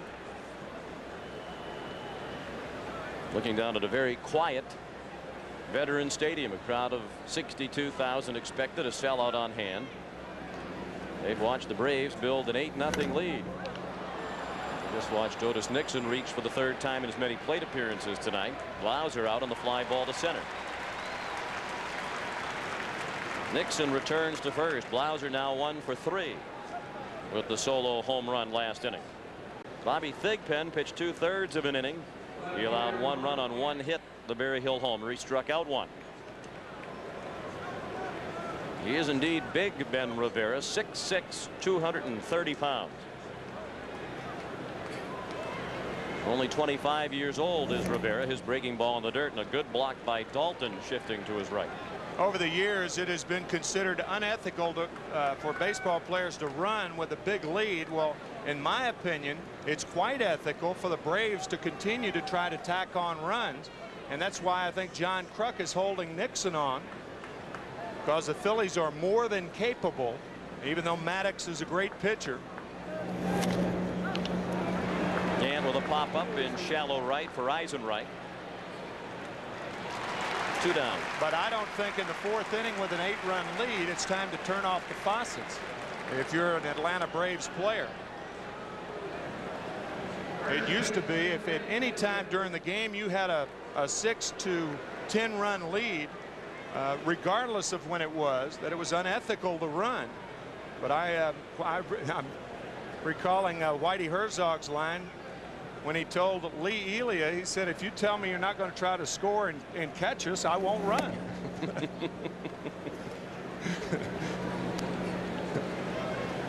I doubt Lee went along with that. No, he did not.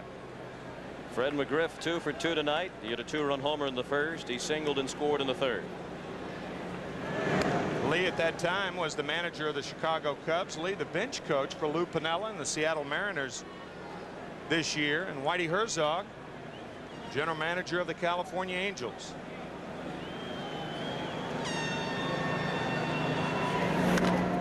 That's out of play.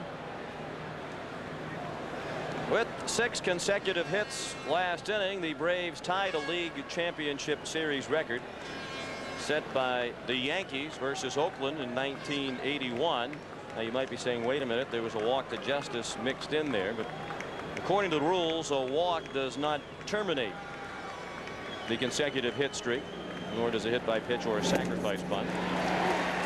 So it does go into the books as 6 consecutive hits for the Braves, tying the league championship series record. Interestingly, a sacrifice fly does terminate such a streak.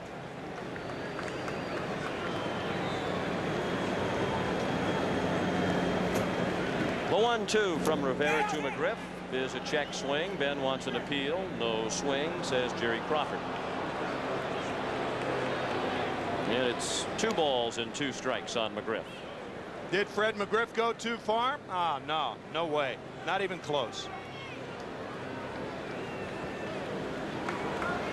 Of course, the biggest reason Cecil Fielder left the Toronto Blue Jays and went to Japan was that Fred McGriff was playing ahead of him. When they were together with Toronto, they played cribbage with each other. And McGriff strikes out. To the bottom of the 4th, 8-0 Braves.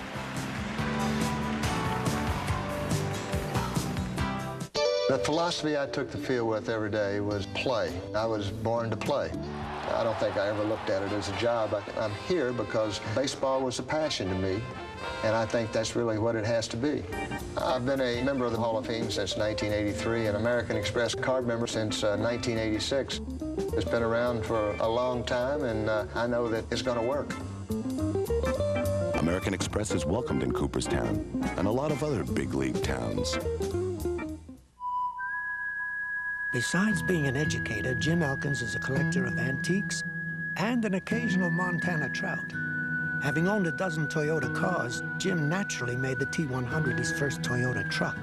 Your typical big truck owner? No. But then the T100 is not your typical truck. Observe the Detroit Free Press. The cabin reminds one of the Toyota Camry in equipment and comfort. The Toyota T100 puts you in a whole new class. Hey, Dragon Racing! We wanted to watch the dog show. Okay, we can watch both. Sunday! Miller Lite, presents the Wiener Dog Winter Nationals. It's Muffy versus Dogzilla. And here they come, Bob. Brought to you by Miller Lite. If you can combine great taste with less filling, you can combine anything. And Muffy takes it. That's one fast Wiener Dog. Great taste, less filling. Can your beer do this?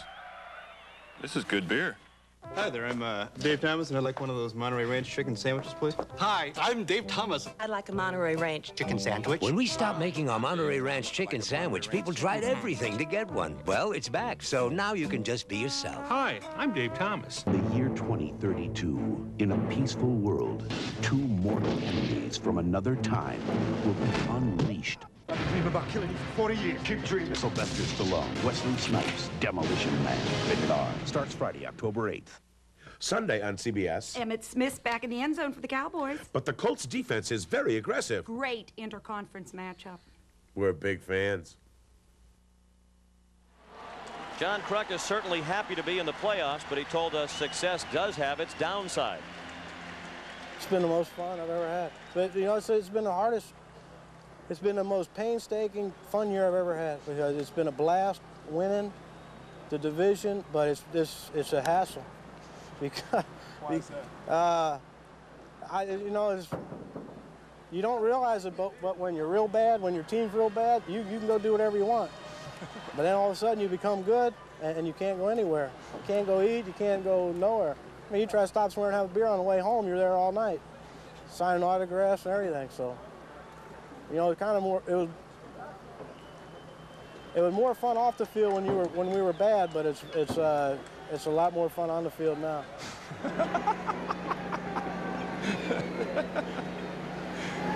Never mind being a guest on Letterman. We got to find another time slot and give John his own show, I think. I think that would be quite appropriate.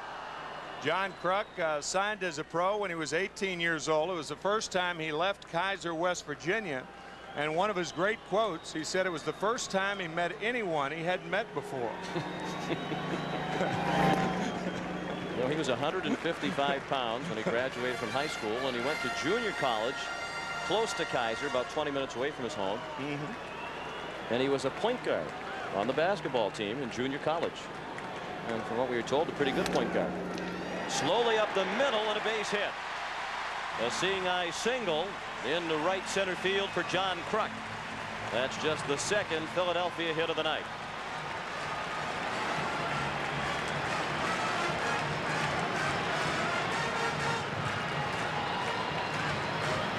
Well, we talked last night about Philly cheesesteak. Well, there it is at the top of the menu. As you might expect in Philadelphia. I don't see scrapple, that Philadelphia staple that you were telling us about last night. I do not think that scrapple is on the bill of fare here in Philadelphia at the stadium. Is that scrapple? Maybe they're know. hiding the scrapple from the paying customers and having it for themselves, which wouldn't be very nice of those concession stand folks. Remember, I told you last night that scrapple goes best with eggs. So I don't think scrapple and eggs at what, 9:35 Eastern time would be appetizing at this hour.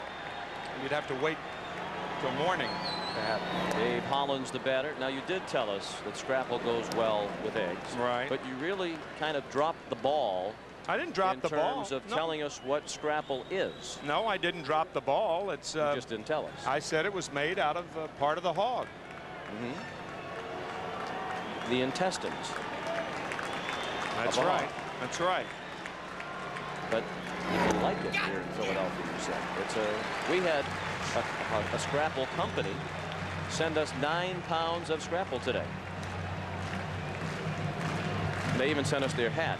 Would it be a cheap plug? We're looking for scrapple, by the way. Our camera crew is in search of a concession stand with scrapple, and they will not rest until they find it. They'll be walking a long time, I think.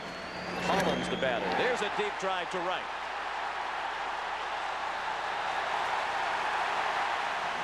Two-run homer for Dave Hollins. And the Atlanta lead is cut to 8-2.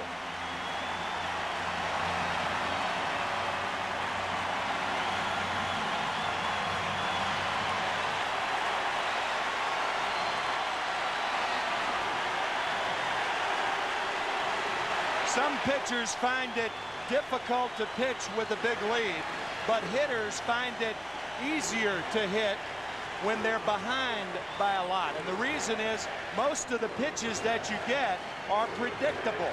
A pitcher can't fool around with you. 2-0, he's more inclined to challenge you. And Dave Hollins was challenged, and he hits a 2-run shot out of here. Dave with 18 home runs on the year. Maddox gave up 14 long balls during the regular season. Still nobody out. 8-2 Atlanta in the fourth. And here's Darren Dalton. Maddox struck Dalton out, ending the first. 2-0, and for the first time tonight, the crowd is into it.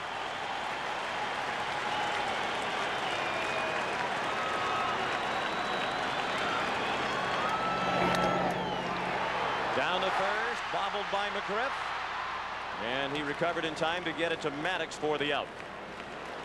1 out in the fourth. Do you remember how tough Maddox pitched Darren Dalton his first time up? He threw him a 2-1 changeup, then a 3-2 fastball, setting him up.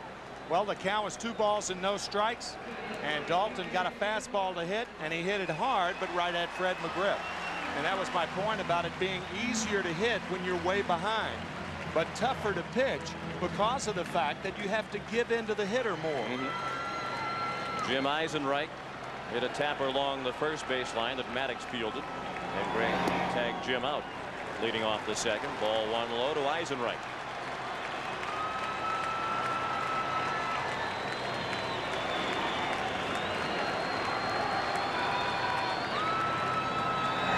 Eisenreich, as many of his fans around the country are well aware, is a great story and courage. He was out of professional baseball for 2 whole years as he dealt with Tourette syndrome.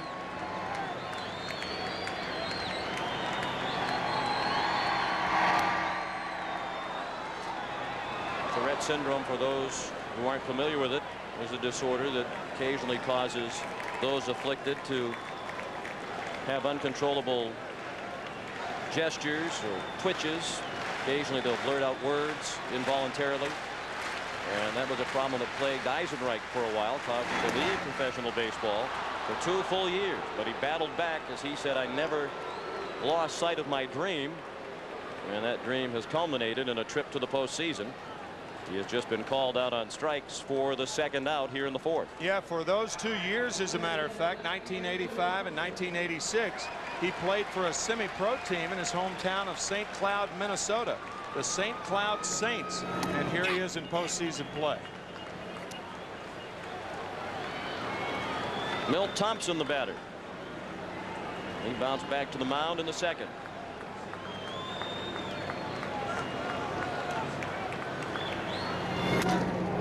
Shattered the bat. Lemke has to hurry, and he threw him out. The Phillies get 2 on the Hollins home run. We head to the 5th. 8-2 Atlanta. Look at that glove. Broncos, Cherokees, Pathfinders, any pickup or 4x4, on road or off. Introducing the tough new LTX Light Truck Series from Michelin. My dandruff shampoo is good. Better try something else. Mine really works. You'd better try something else, like Selsun Blue. Doctors recommend it more than all leading brands.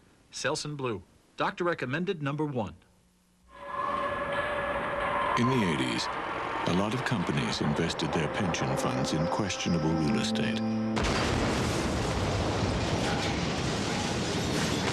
Unfortunately, that's life.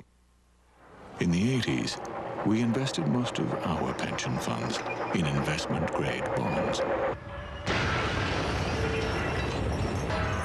That's New York Life. New York Life, the company you keep. Senior year. Thought I knew it all. For tough headaches, I took Tylenol. Today I take Advil. See, Tylenol didn't always get rid of all the pain. Back then, my doctor prescribed some medicine that really helped. The same medicine I can get in non-prescription strength in Advil. For my tough headaches, 2 Advil work better than 2 Tylenol gel caps. These days, when a tough headache starts, I take what works better for me. Advil. And for a cold, try Advil Cold and Sinus, advanced formula for the cold season. You're unbelievable. The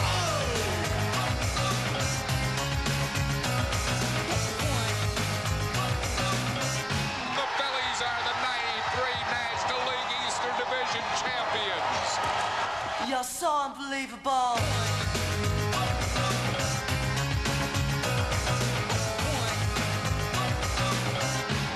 The Atlanta Braves win it. This season is over. You're unbelievable. A message from Major League Baseball. There are those who say David Justice should be the National League MVP. We asked David about that.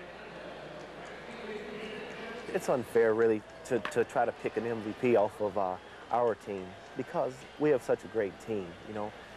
There's no way that I could have had as good a season, or Ronnie, or Freddie, if Blauser and Otis weren't getting on in front of us, you know. It all trickles down. And those guys get on base, Ronnie gets a hit, now I have an opportunity with me in a scoring position. Ronnie was able to get good pitches because of Freddie. Freddie was able to get good pitches because got a guy with 40 home runs hitting behind him. I was able to get it because I got the National League batting title guy behind me. So I think to pick a MVP off of our team, I don't think I was MVP. And if I was voted it, I mean, my whole acceptance speech would be built around the Atlanta Braves team. Well said. We were talking earlier about no soft spots in the first 6 spots in the order. And that's what David was saying, and the Braves have proven it tonight. They have just exploded against Tommy Green and Bobby Thigpen. Now Terry Pendleton, who's 2 for 2 with 2 singles. He drove in 2 runs with his single in the 3rd. He has scored a run tonight. Good breaking ball by Rivera. A ball and a strike on Pendleton. Rivera was with Atlanta last year. Broke into the big leagues in 1992 with the Braves. And was traded to Philadelphia in May for Donnie Elliott, who moved along to San Diego in the Fred McGriff trade.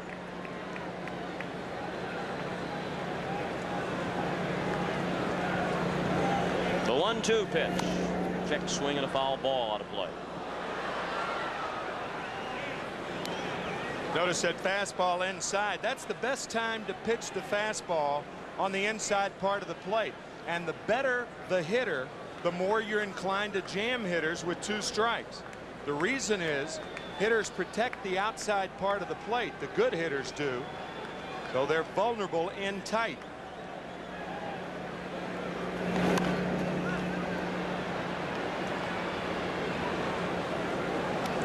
I think a lot of pitchers in this country grow up thinking that a curveball with 2 strikes, that's the best time to throw it. You find out once you become a big league pitcher that with 2 strikes on a hitter, the fastball is the best pitch to throw, generally speaking. 2-2 is the count on Pendleton. Damon Berryhill is on deck. We're in the 5th, and the Braves lead 8-2. The night dominated by the home run ball. Braves have hit 3 home runs, and Philadelphia 1. He lost the bat as the ball went back in the same direction.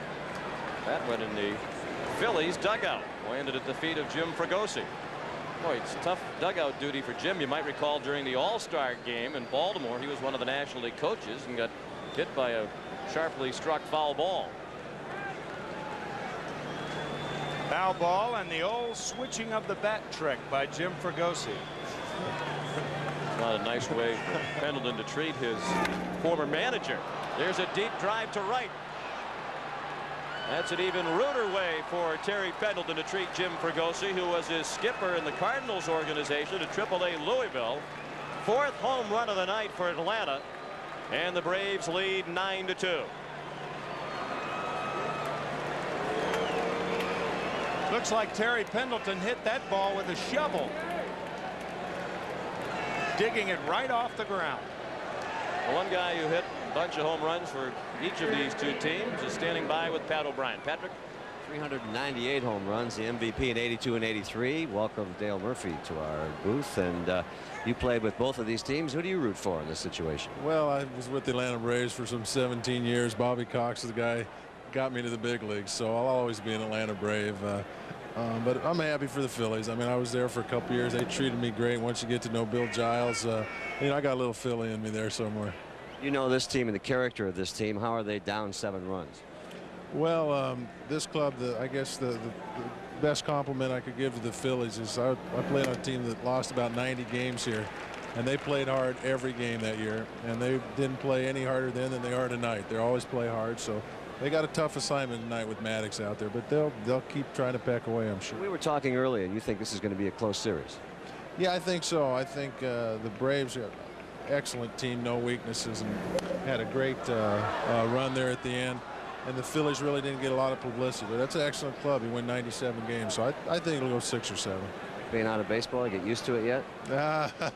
When you get around the ballpark, you want to get back. But I'm enjoying being home with Nancy and the boys. Dale Murphy once said that the most fun he ever had was not the years he did his best, but the years his team did the best. Thank you, Dale. Back to you guys. And some might say that, and it wouldn't be sincere. If you know Dale Murphy at all, you know that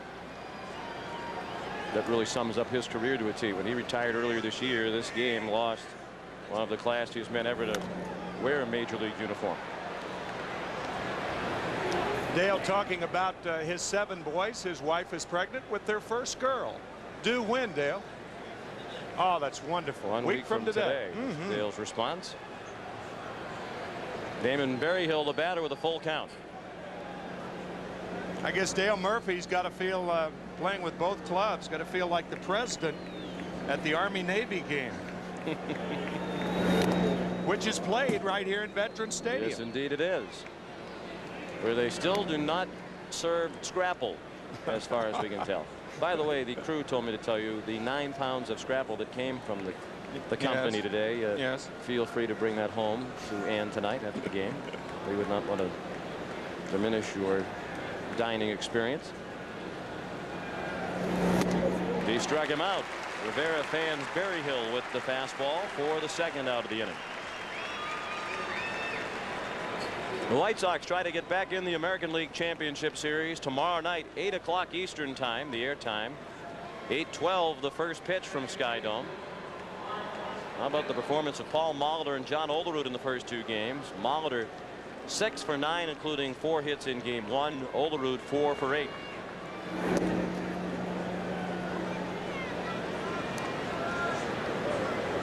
And the pressure goes to the young pitchers, Alvarez and Beret, who will work in the next 2 games for Chicago.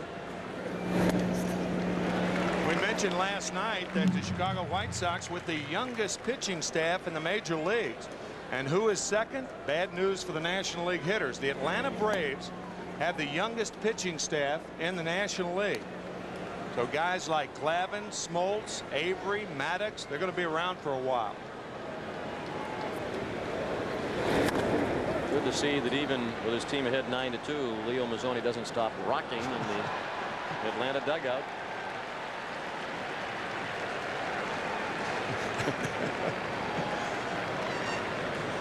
Leo with his lucky Notre Dame t-shirt on underneath his uniform. He discarded it last year, but picked up on it again this year. And he does have 2, not just 1. Which is nice for guys who are sitting next to Leo on the bench. Who might be getting seasick as he rocks back and forth.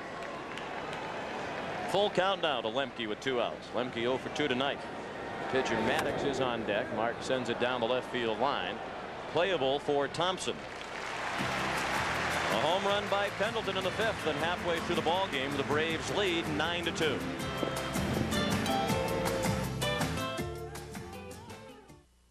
A night out on the town. I'll be home early, okay? Promise? A heavy traffic jam. I hate being late! And one wrong turn. What the hell was that? We saw a boy get murdered tonight, and if they catch us, they're gonna kill us too. I get a wife and a little girl, and I will get back to them tonight. Let's show these punks what we got. You better believe it. Emilio Estevez, Cuba Gooding Jr., Dennis Leary.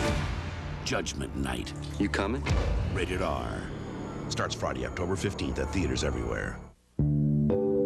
My life isn't about throwing money around. It's about hanging on to it. Sunday on the NFL Today, join Terry Bradshaw and Jim Nantz for all the latest NFL news, including a look at the leader of America's team, Dallas Cowboys quarterback Troy Aikman.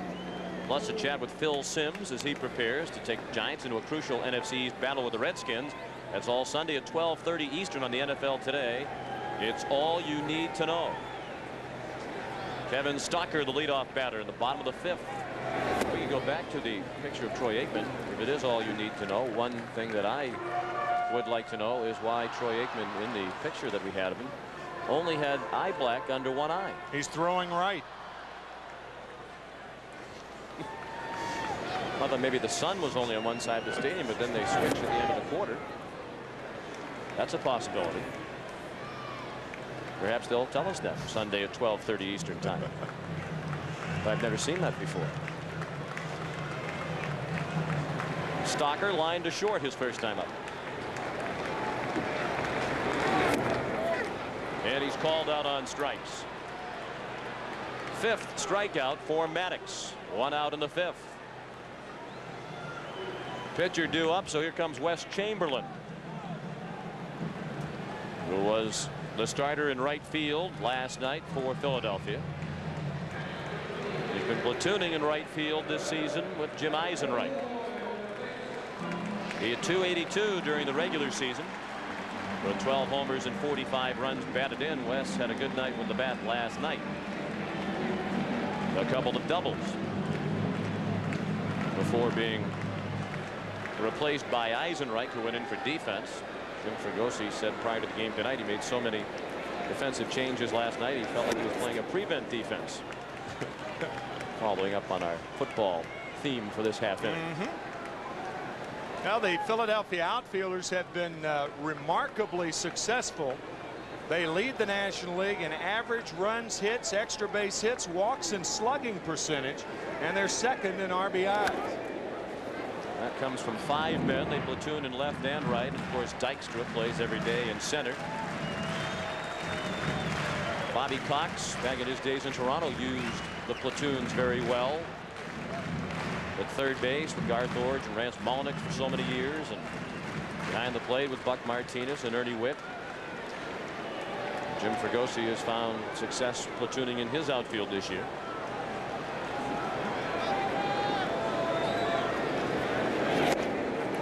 And Chamberlain strikes out. Back-to-back strikeouts here in the 5th for Maddox. You're looking at Terry Mulholland, who is the scheduled starter in Game 3 for Philadelphia. That's Saturday in Atlanta. And should Game 7 be necessary, Terry would start that ball game as well. Obvious concern on the part of the Phillies before last Sunday as to whether Mulholland would be added to the postseason roster.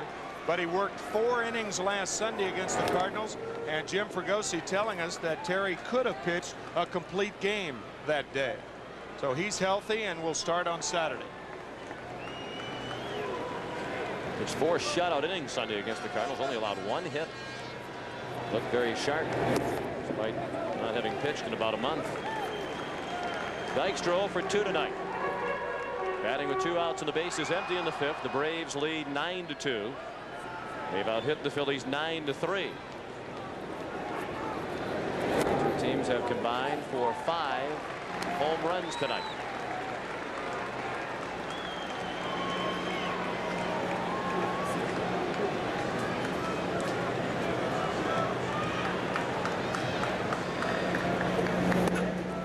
And there's ball 4.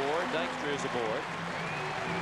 The 5 home runs by 2 teams ties a league championship series record. It has been done 11 times prior to tonight. 7 times in the National League, 4 in the American League. So this is the 12th time in league championship series play that 2 teams have combined to hit 5 home runs. And it was interesting when you gave that note that Mike Schmidt's name and number was in the background. The best third baseman in the history of the game, in my opinion. One of 4 numbers retired here in Philadelphia. Mike Schmidt, number 20. Steve Carlton, number 32. Richie Ashburn, number 1, and Robin Roberts, number 36. On the outside part of the plate to Morandini. What number were you when you played for the Phillies? I had a few of them. I ran out of room. I had a young man come up to me one day and said he was saving all of my uniform numbers, and I told him he was going to run out of room after a while, and sure enough he did. Numbers on his wall. I had 11, 33, 6, 2, 15. Any reason for all those numbers? Yeah, change of teams. And that's undoubtedly why the Phillies haven't retired your number. They got tired of my which number. one. That's what happened.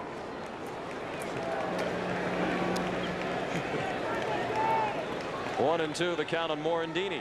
Maddox with a chance to strike out the side with the walk to Dykstra mixed in.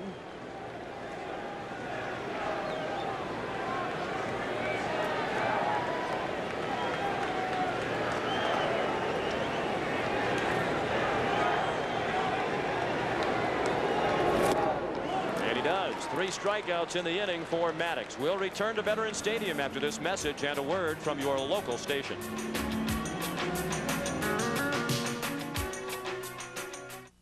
A carjacker forces a deadly confrontation.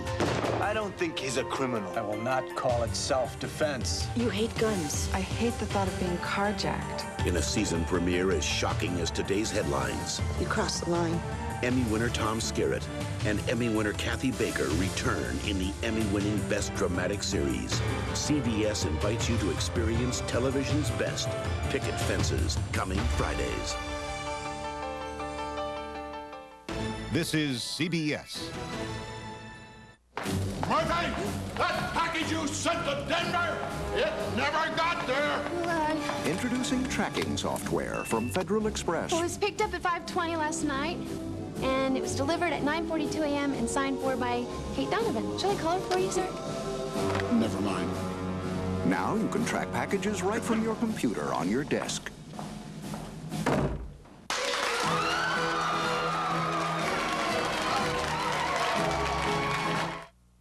In Lake Edna, you can get a quarter for $1.99. Huh? That's right. Come into KFC and enjoy a quarter of the Colonel's rotisserie gold.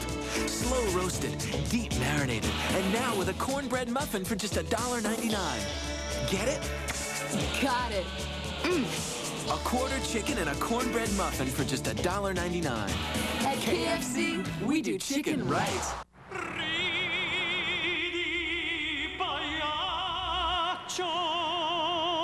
Sul tuo amore infranto,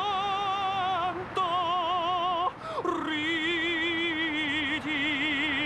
del dol che t'avvelena.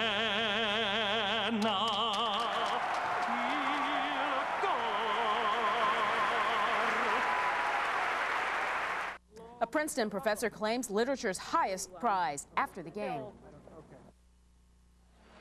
You're looking at John Sherholtz, the general manager of the Atlanta Braves. There is a horse named for John Sherholtz that ran in the first race at Belmont Park in New York today, and Sherholtz finished second. And the horse that won the race, It's a Runaway. How appropriate on this night in which Sherholtz's team leads 9-2. Apparently John's Braves were a little bit quicker out of the gate tonight than his horse was. Well, the Braves didn't run away with the National League Western Division, but they are running away with this game tonight behind the strong pitching of Greg Maddux.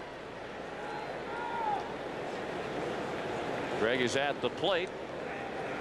He's 0 for 2. He struck out and bounced to second, facing a new pitcher, Roger Mason, the 4th pitcher of the night for Philadelphia.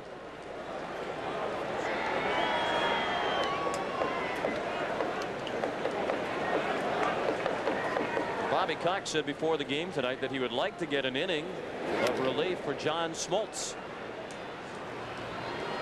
The pop-up. Morandini to catch. 1 out. We're in the 6th, and the Braves lead 9-2. They've hit 4 home runs. Fred McGriff got them off and running in that direction with a mammoth 2-run homer off the starter Tommy Green. Damon Berryhill hit a 3-run homer that capped a 6-run third. Jeff Blauser also a solo home run during that inning. Dave Hollins got the Phillies on the board with a 2-run home run off Maddox in the 4th. And Terry Pendleton belted the 4th Atlanta home run, the 5th home run in all tonight to make it 9-2 Braves. That was last inning. Now we're in the 6th, and here's Otis Nixon. Continues to be a thorn in the side of the Phillies. He's reached base all 3 times tonight with 2 walks and a single. And Otis has scored a run tonight. That was in the 1st on the home run by McGriff.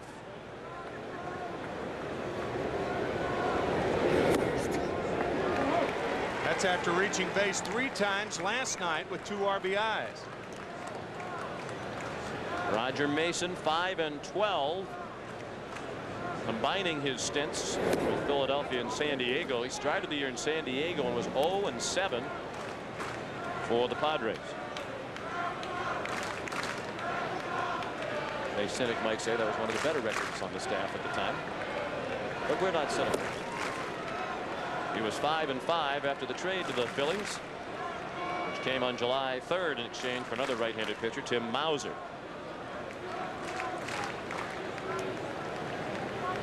Mason has pitched for Detroit, San Francisco, Houston, Pittsburgh, San Diego, and now the Phillies. Stalker just did get Otis Nixon. Low throw handled nicely by Kruk. At the conclusion of tonight's game, Tim McCarver and I will select the Chevrolet Most Valuable Player of the game. Chevrolet will donate $1,000 in the player's name to the Special Olympics.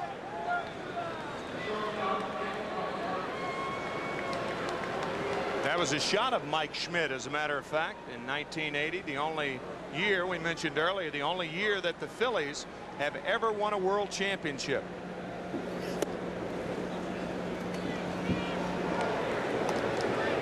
There's John Smoltz, scheduled to start Game 4 in Atlanta on Sunday.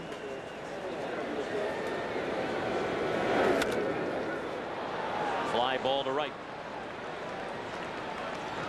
Mason works a 1-2-3 inning. We head to the bottom of the 6th in Philadelphia.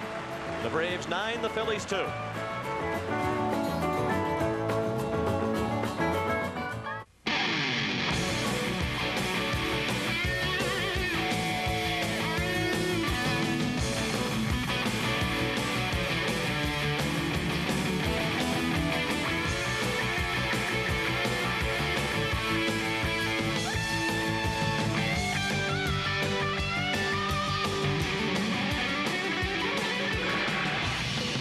The new Camaro.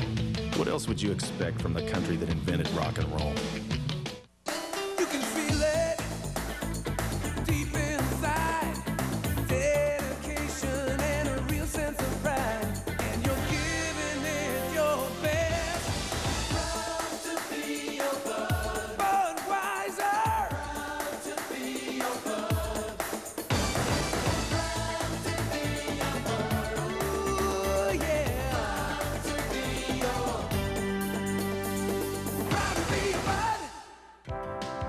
The eyes of America. That's why Pearl Vision is now offering $50 off on each complete pair of glasses. Pick any frame in the store, add any lenses, then subtract $50. Right now and only at Pearl Vision. Dear Midas customers, we don't want your family riding around on bad brakes. That's why we'll fix the brakes on most cars the same day you bring it in.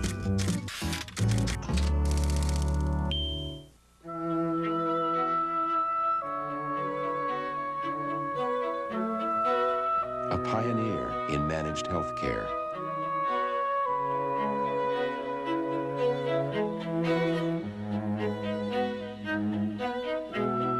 A major resource to help fund your child's education. Peace of mind. It comes with every piece of the rock. Tonight, Tracy Ullman and Don Hockey Puck Rickles. Plus, free beverages available at the refreshment tent. Tonight on CBS. Fans here at the Vet tonight haven't liked what they have seen or heard as the visitors from Atlanta lead 9-2 in Game 2 of the National League Championship Series. Phillies with such an emotional win last night, but you can sense here in the ballpark tonight the emotion has turned around completely with this throttling that the Braves are giving to him. Well, that's what good pitching can do. The pitching of Greg Maddux and the other Atlanta starters can put crowds and lineups to sleep. Great sedative. And it didn't take Maddux long to put Kruk to rest. He's out on the fly ball to open the 6th inning. 9-2 Atlanta. And the batter is Dave Hollins, who provided all the Philadelphia offense to this point in this one with a 2-run home run in the 4th. Maddux has only surrendered 3 hits, 2 singles, and the Hollins homer.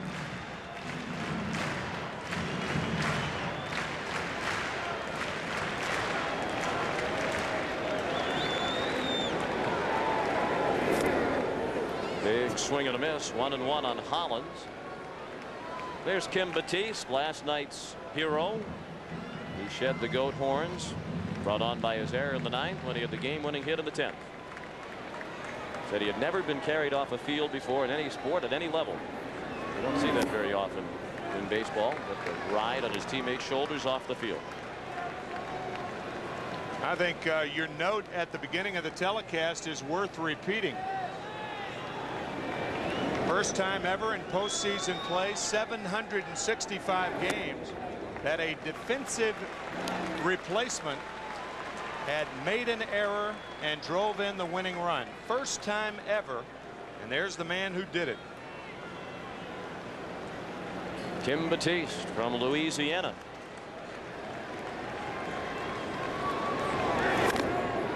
I mentioned earlier Greg Maddux is from Las Vegas. His dad Dave is a card dealer in a casino in Las Vegas. Brother Mike, of course, pitched this year for the New York Mets.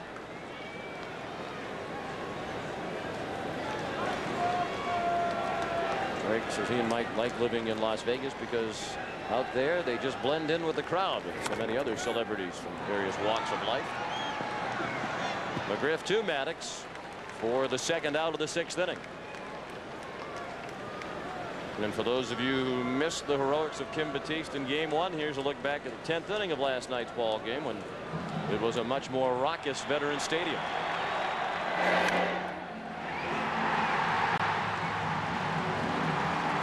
He said he was just hoping for the chance to redeem himself and was uplifted by the attitude of his teammates in the dugout after he made the error. He said everybody was very positive and encouraging him and telling him to forget about the error, that he'd get a chance to redeem himself, and he did that and then some. Darren Dalton is the batter. Still looking for his first hit in this league championship series. This is the 77th pitch of the night from Maddux. 1-1 on Dalton. 2 outs, base is empty. 6th inning, 9-2 Atlanta.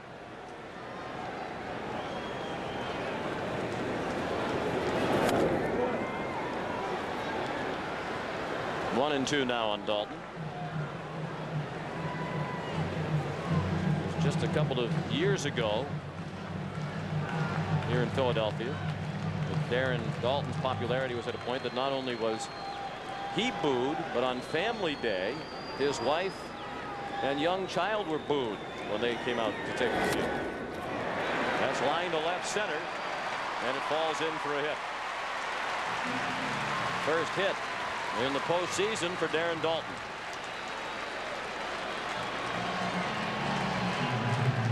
Game 3 of the National League Championship Series is at Atlanta's Fulton County Stadium Saturday afternoon, 3 Eastern time. It's a night game Sunday in Atlanta, 8:29 Eastern the first pitch. And Monday, game 5, an afternoon ball game at 3:07. Should game 6 and 7 be necessary, the scene would return to Philadelphia. Jim Eisenreich, the batter. Talked during Jim's last at bat about his battle with Tourette syndrome. He says he's been really about the same now for 10 years. He found medication that controls the problem. He said he takes his medicine once a day, generally after games at night. So the most important thing is to get a good night's sleep.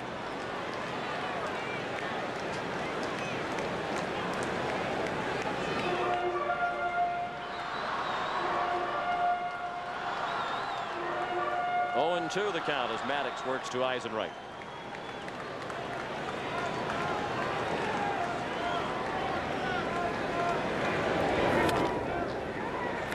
Pulled down to first. McGriff makes the play himself, and that ends the inning. We go to the 7th. 9-2 Atlanta.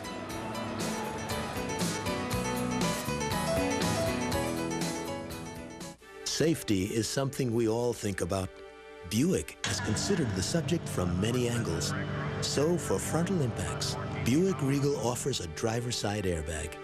And for side impacts, Regal meets 1997 government safety standards right now. 3 years in advance. Why has Buick put so much into Regal? Because you put so much into Regal. Regal from Buick, the new symbol for quality in America.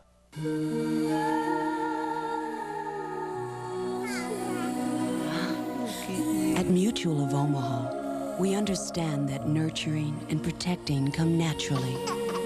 So it's only natural that you want to provide for your family, even if your ability to provide is taken away.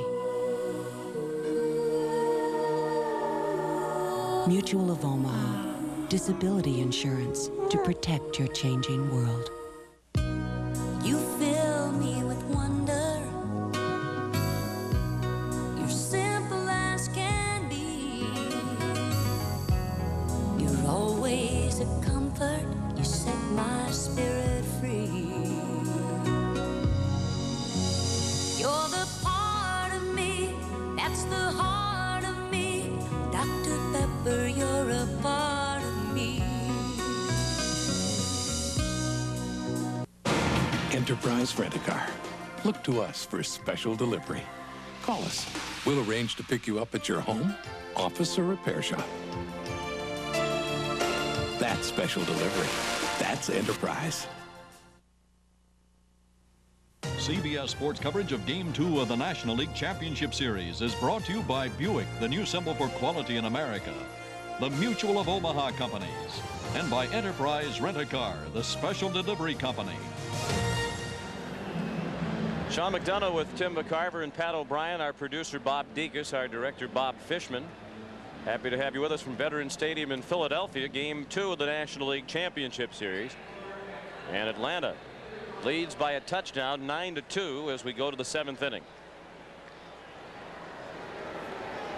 Roger Mason came on last inning, worked a 1-2-3-6. That was the first time the Braves have gone in order tonight. Ron Gant leads off. He's 1 for 3. He doubled and scored during the inning that broke the ball game open, the 6-run Atlanta third.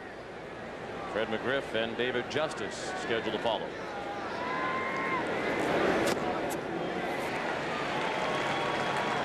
You mentioned how David Justice carrying himself a lot better this year, a lot more maturity. Well, I think the same could be said about Ron Gant.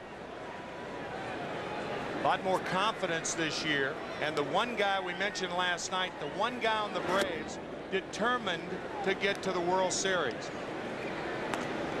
After last postseason, a World Series in which he started game 1, but then Deion Sanders took over in place of Gant. And he lives in the suburbs of Atlanta, and he worked out every day with the thought in mind that he will have a better year and hope to play in a World Series for the first time. Or sure actually not for like the first time. He's played in the last 2, but be more successful in his first World Series.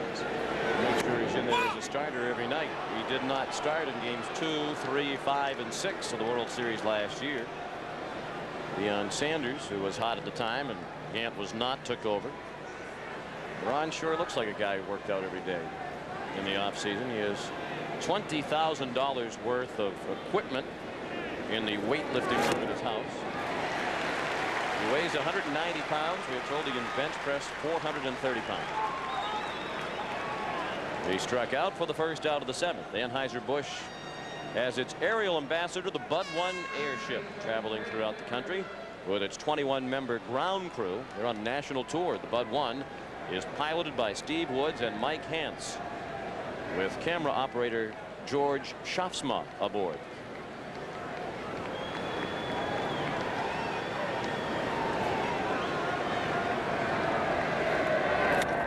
McGriff with another hit. His third of the night, a 2-run homer and 2 singles in 4 at-bats for Fred McGriff tonight.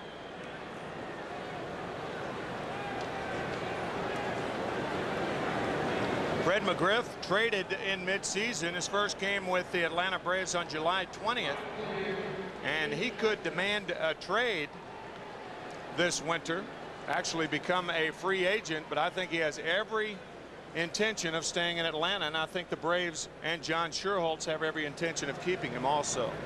Well, we asked Fred about that 2 days ago during the workout, and he said he likes it in Atlanta. Was very comfortable there. We certainly got the impression he wants to stay. It's relatively close to his home in Tampa. David Justice is the batter. Of course, the Braves catching fire coincided with the day McGriff arrived, and the same is true of their stadium, Atlanta Fulton County Stadium. On the day McGriff joined the Braves, there was a fire in the ballpark. It did damage to part of the press box and some luxury boxes. It delayed the game that night against St. Louis by a couple of hours. So the stadium caught fire, and the team did as well when McGriff arrived. Of course, with the likelihood of Fred McGriff staying with Atlanta, that would mean the departure of the very popular Sid Bream, a guy who a lot of people think brought a solid leadership to this Atlanta ball club. Sid Bream and Terry Pendleton, the 2 guys that people point to. And has Sid Bream ever handled the McGriff trade in classy fashion? That's predictable. He is still very much a team leader despite his reduced playing role. He will always be remembered by Braves fans, of course, as the man who scored the winning run in Game 7 of last year's League Championship Series against Pittsburgh, just beating the throw by Barry Bonds on the base hit by Francisco Cabrera. The slow-footed Bream, bothered by knee trouble over the years, scoring from second on the single to left by inches. Chopped down to first. Kruk thought about second, makes the play at first. For the second out of the inning, McGriff moves into scoring position with 2 outs in the 7th, with Atlanta leading 9-2.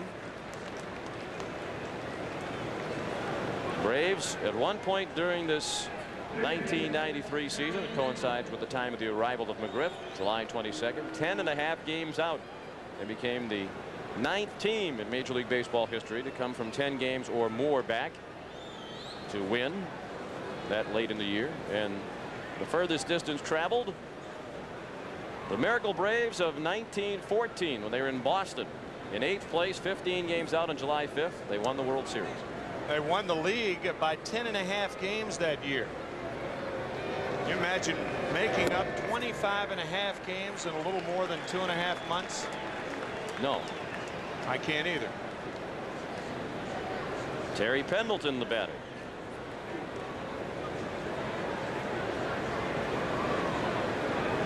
He is 3 for 3 tonight. 2 homers, or rather 2 singles and a homer. 2 runs scored and 3 knocked in. Pendleton finished the regular season on a tear, and he has carried that into the postseason. We talked about the 14 Braves being in Boston. Braves, an original member of the National League in 1876. Then they were known as the Boston Red Stockings. Since then, they have also been known as the Reds, the Red Caps, the Bean Eaters, the Doves, the Rustlers, and the Bees. Kruk wins the race to the base. That ends the inning, but not the scrapples as far as we can tell. 7th inning stretch, 9-2 Atlanta.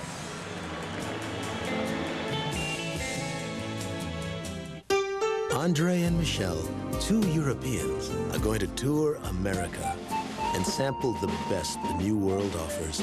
They'll drive the Buick Park Avenue Ultra, a car with some features they've never seen on European models, with a supercharged engine that can quench even a European's thirst for assertive power. they'll see America in the world's most aptly named car. Ultra from Buick, the new symbol for quality in America. Good morning, Wendy's. Monterey Ranch chicken sandwich. You wanted that? Hi, Gladys. Good morning. Your phone's been ringing off the hook. What's this? Monterey Ranch. Monterey Ranch. Monterey Ranch. Monterey. I'm sorry I asked. We got the hint, so it's back. Creamy ranch dressing with real bacon and Monterey Jack cheese on a whole breast filet. Where you going, buddy? Inside, I'm Dave Thomas. Right, and I'm the Queen of France. Back in the line. Come try Wendy's Monterey Ranch chicken sandwich, but come early. They say Mozart composed from midnight to 7 a.m. Hemingway was at his best before noon. Edison, inspired by the dark. At Compaq, we understand that ideas aren't governed by a clock. That's why we're standing by 24 hours a day, 7 days a week to answer your computing questions. Galileo, definitely a night person. The 24-hour helpline from Compaq.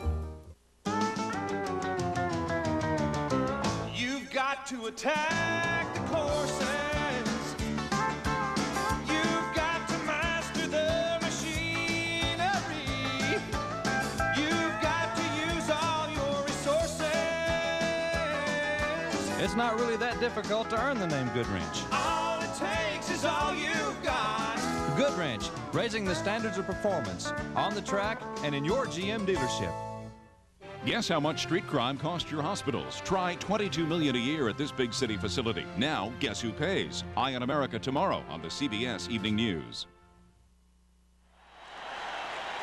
7th inning stretch at the Vet in Philadelphia for 62,436.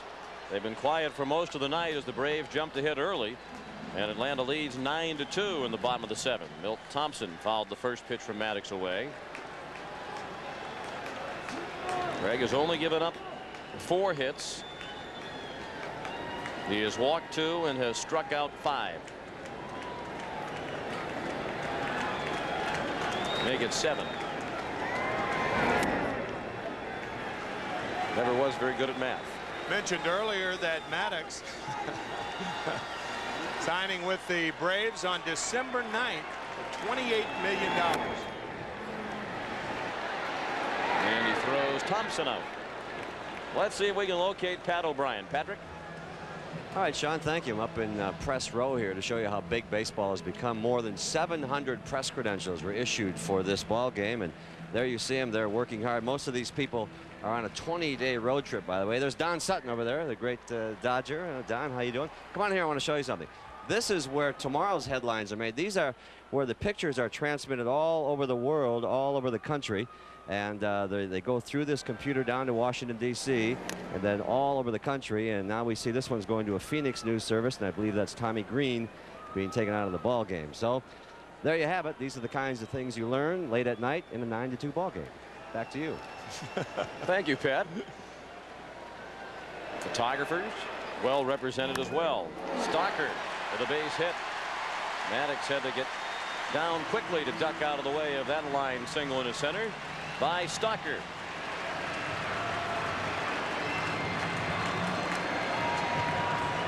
Looked like a changeup, and Stalker rips it back through the middle. He committed, then he hit it hard, and Greg Maddox, who led the National League in chances for the 5th year in a row, wants no part of this one. You can't blame him. Ricky Jordan batting for the pitcher and appearing for the first time in the league championship series. He appeared in 90 games during the regular season for the Phillies and posted the numbers you saw, 289 average with 5 homers and 18 runs batted in. He led Philadelphia with 16 pinch hits, most for a Philly since Greg Gross had 18 in 1982.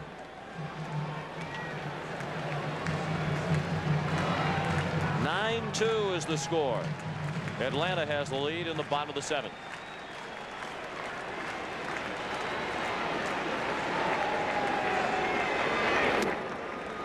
Breaking ball missed. 1-1 on Ricky Jordan. Actually, Paul Scott Jordan. How can you get Ricky out of Paul Scott? Well, he was named Ricky by his guardian. When he was younger, he used to sing a song that had Ricky Ticky 2 in it, and he found it melodic. Could you give us a few bars? And his guardian named him Ricky. So Paul Scott Jordan became Ricky Jordan. And no, I can't. Does that mean his middle name is now Ticky 2?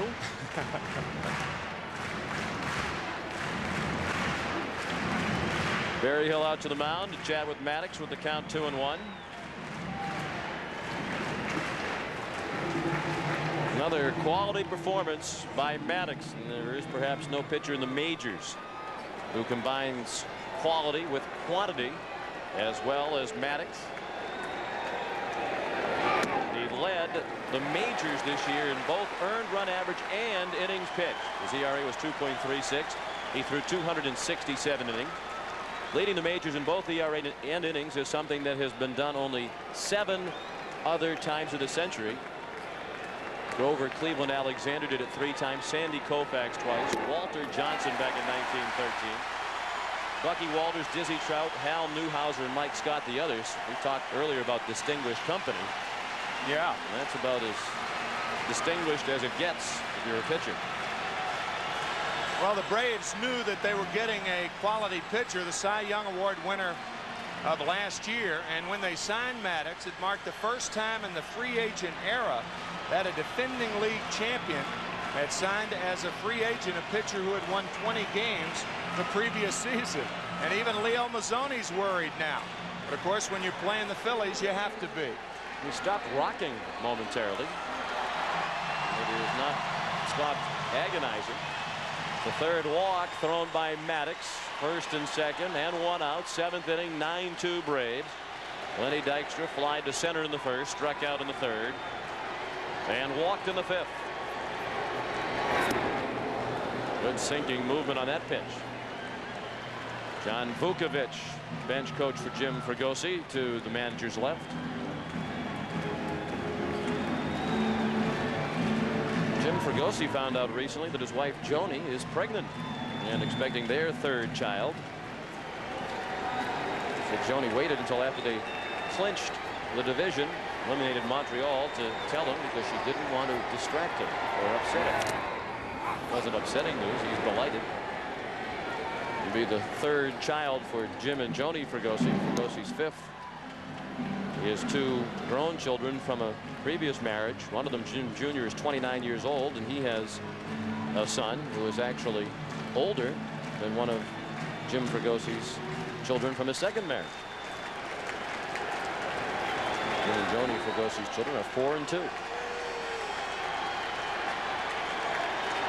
0-2 the count on Dykstra.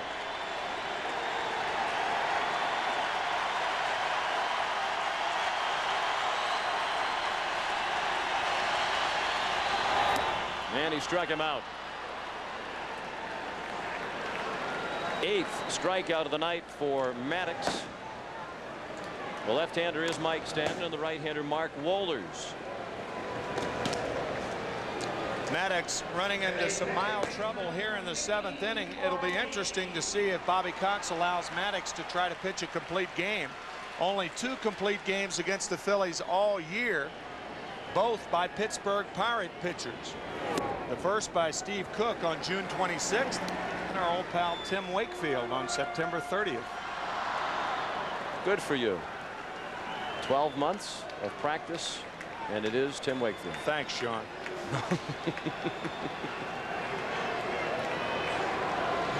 Did you call him Bill at any time during the year? No. I didn't think so.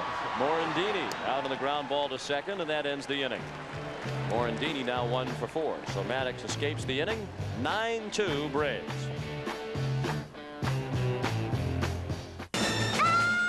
The Good Son is a great thriller. Macaulay Culkin plays the bad seed to perfection with the year's most shocking ending. Susan! The Good Son, rated R. Now playing in theaters everywhere. Someone very special is on that train. That's why you're driving a Buick LeSabre. You love its powerful V6 engine, anti-lock brakes, and steel safety cage body unit.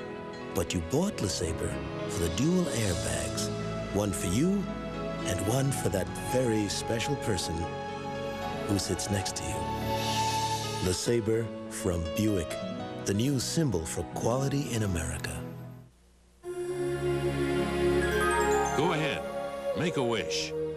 Then share it with your Allstate agent, who knows planning makes wishes come true, and who can outline a life insurance plan to assure family security and college funding and a comfy retirement are in the stars for you. So make your wish and trust it to your Allstate agent, who wants to be your agent for life.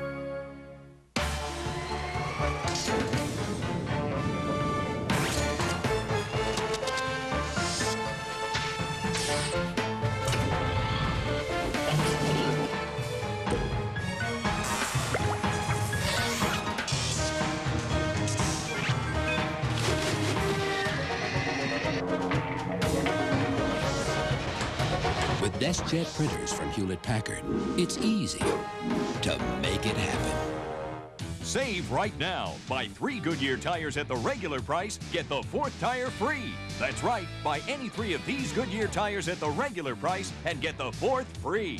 4 for 3 now. Hurry, savings end soon. This game summary is sponsored by Budweiser. We're heading to the 8th. The Braves lead 9-2. Home runs have accounted for 9 of the 11 runs scored in this ballgame. The Braves have hit 4. Philadelphia 1. One of the home runs for Atlanta belongs to Terry Pendleton, who's 3 for 4, and he has driven in 3 runs tonight. Despite the score, that hasn't dampened the spirit of the Philly fanatic.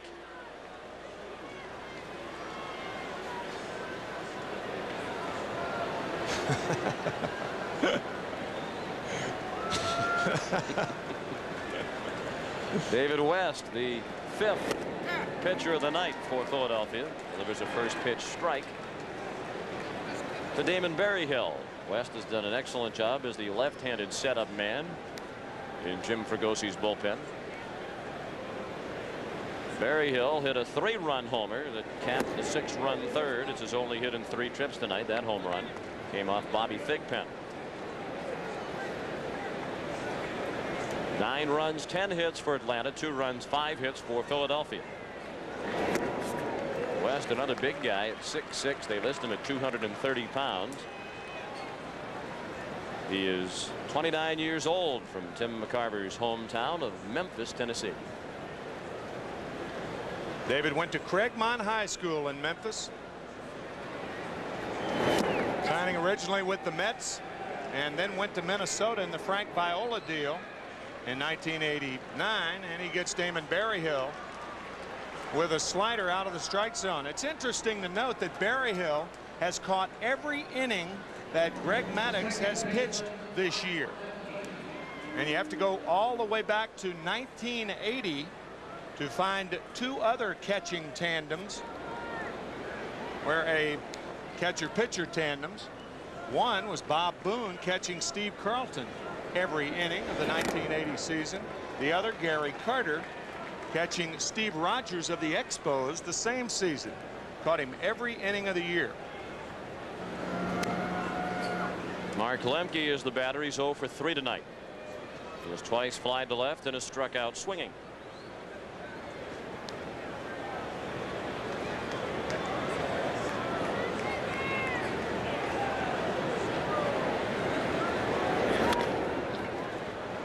Long throw for Stocker. He won't make the throw as he dropped the bounding ball. And we'll await the scoring. Neither team has made an error here tonight. And that has been scored an error, charged to Stocker. I think Kevin got caught in between whether to backhand it or try to get in front of it.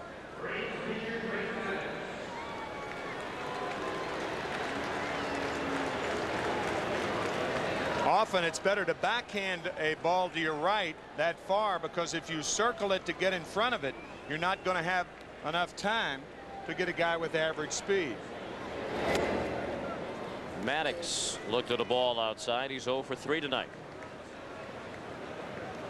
And this game kind of reinforces the point Bobby Cox was making to us before the game tonight that I thought was interesting. Said, really, there are no long relievers in the National League, because if you're way behind, as the Phillies have been tonight, you keep pinch hitting for the pitcher. None of them go a long time. Stocker kicks another one, and Kruk had to hustle to track it down, prevented from rolling into the Philadelphia dugout.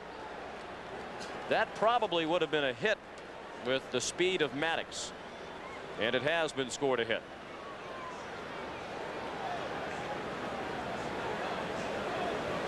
Stocker trying to release it too quickly, can't find the handle, and Maddox with an infield hit. I think that was properly scored. Stocker looking back up at the lights. You know, he could have lost that ball in the lights. These are rather low-lying lights here at Veterans Stadium. He's looking up again, and that's perhaps what Kevin Stocker was looking into as he was going forward, trying to feel that ground ball by Maddox. Nixon, the hitter. Well, we could see clearly on the replay, he definitely looked away before he watched the ball go into his glove. He was trying to see where Maddox was in relation to the bag. Nixon reached base his first 3 plate appearances, 2 walks and a single. He has scored a run. Got him out for the first time tonight in the 6th. Andre Mason, his 2 shutout innings, got Otis on a ground ball to short. Most of the damage done against the starter Tommy Green. He gave up 7 earned runs and 2 in the 3rd innings. It's the first time as a major leaguer that Tommy Green has allowed 7 earned runs in a game.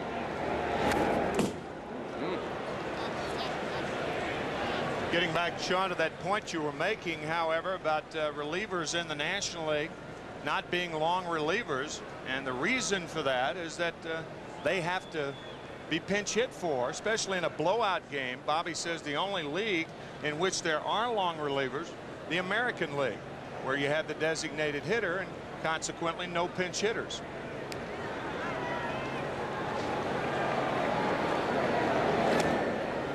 West missed low, and the count goes to 3-1. So I asked Bobby, I said, well, does that mean that anybody other than a starter should be considered a short reliever? And he said yes.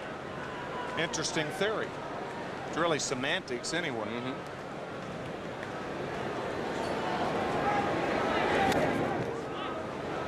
But when it's 9-2 in the 8th inning, we'll deal with semantics. We should note that the search for Scrapple has ended. Our camera crew traversed the entire stadium, up and down each concourse, and we could not locate a concession stand that sells Scrapple. I told you it was not the hour for Scrapple. Primarily in the morning. Otis Nixon stings one toward the gap in right center. Eisenreich over to cut it off. But here comes Lemke around to score, and the Braves have reached double figures. It's 10-2.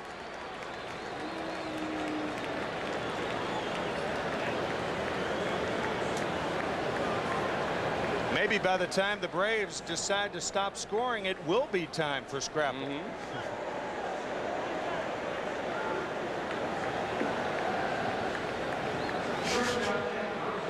They have stolen our banner. Or they're carrying our banner. I suppose we could look at it from the glasses half full perspective.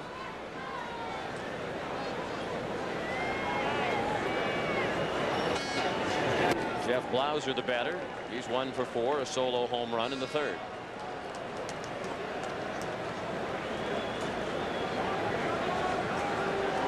That is a great way to get on a national telecast.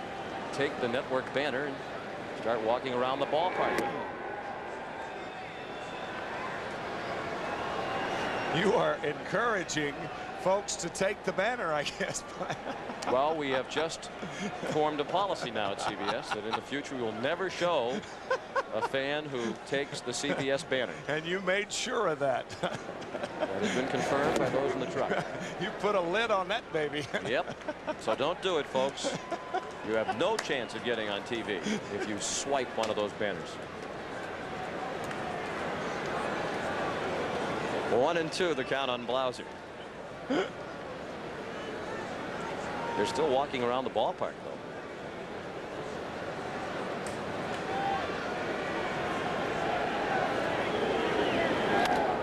He fought Got it off. It's still 1-2.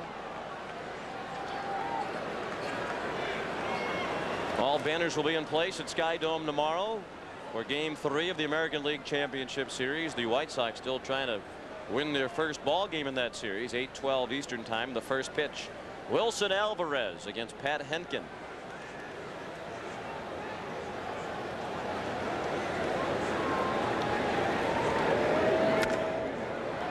Down the right field line, slicing toward the seats. Good effort by Eisenreich, but he ran out of room.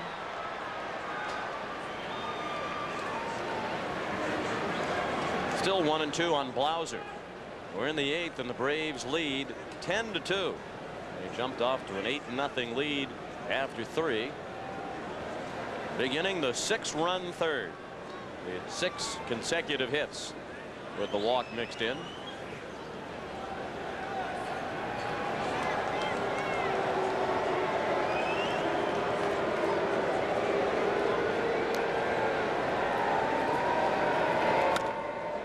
Play. Still 1-2.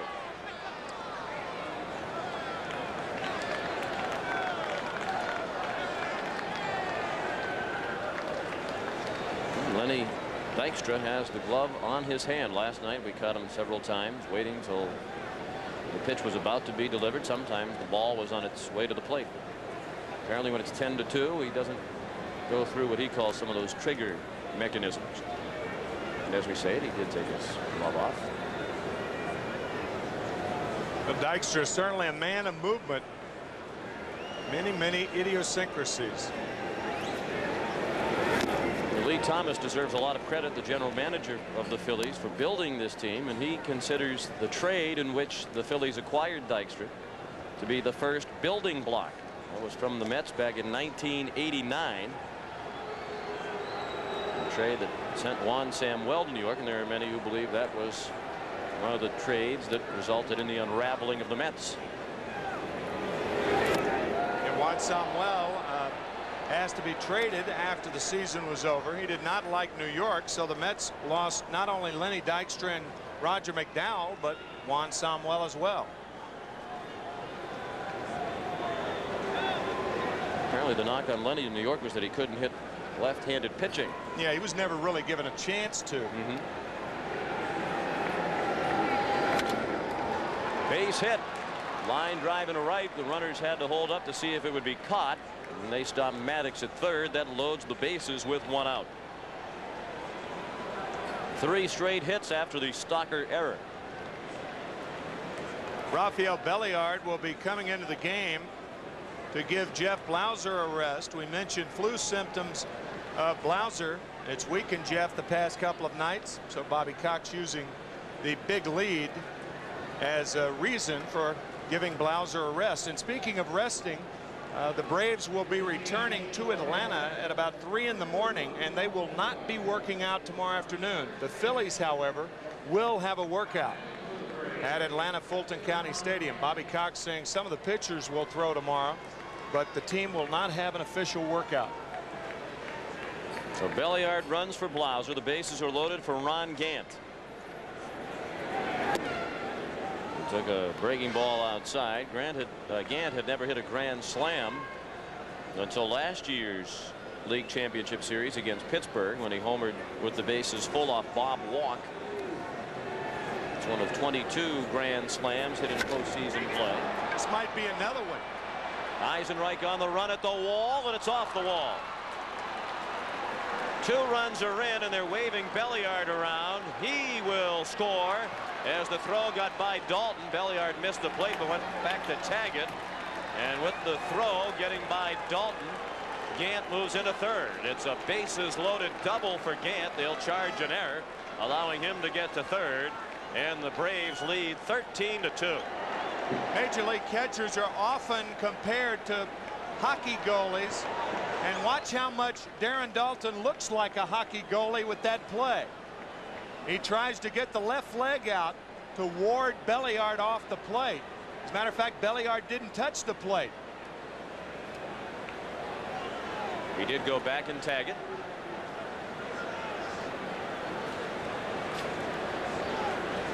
There, as you see, Belliard misses the plate, and as the ball gets by Dalton, Belliard retreats and touches home plate. And they charge the error on the second baseman Morandini on the relay. So 2 errors in the inning. And 4 runs here in the 8th for Atlanta. They lead 13-2. A 3-run double for Gant. He's 2 for 5 tonight with 2 doubles and 3 runs batted in. And the Phillies play the infield in with 1 out and Fred McGriff at the plate. He's the 7th batter of the inning. He swung and missed with the West breaking ball. McGriff is 3 for 4 tonight, 2 singles and a 2-run homer.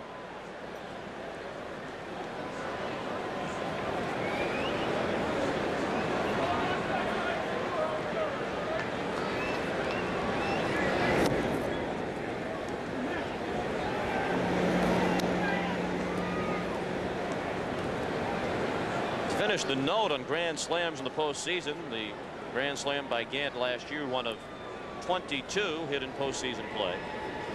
16 in the World Series, 6 in League Championship Series play.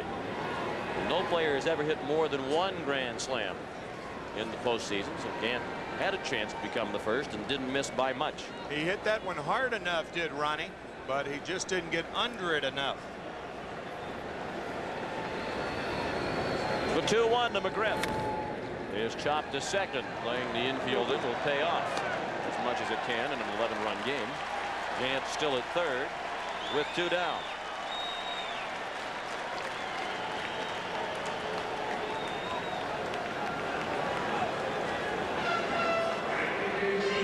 And the 8th hitter of the inning is David Justice. I wonder if all this is frustrating at all to Justice. While his teammates have had the parade around the bases, he's 0 for 3 tonight and is still looking for his first hit in the LCS. Fastball for strike 1. This is a baseball quiz. 2 of the 3 pictured people right there have appeared in soap operas. I thought we were going to shoot Frank Pulley, the umpire. Okay. Well, he has not. There are 2 of those 3. Darren Dalton and David Justice have, however. Dalton appearing in the soap opera Santa Barbara, and David Justice appearing in the soap opera One Life to Live. Our director Bob Fishman, a great fan, as you know, of soap operas. I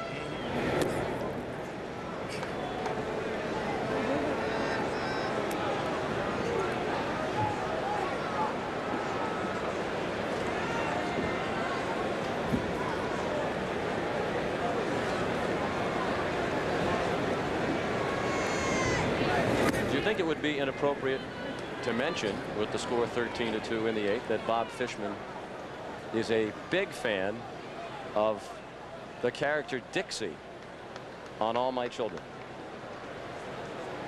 I think by you asking me that question, you are saying that Bob is.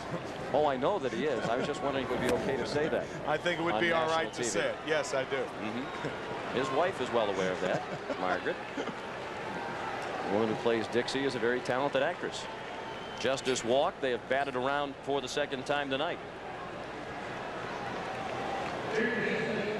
13 runs ties the League Championship Series record. It's been done 4 times previously. The Yankees in '81, the Cubs in '84, Pittsburgh, and the Braves last year.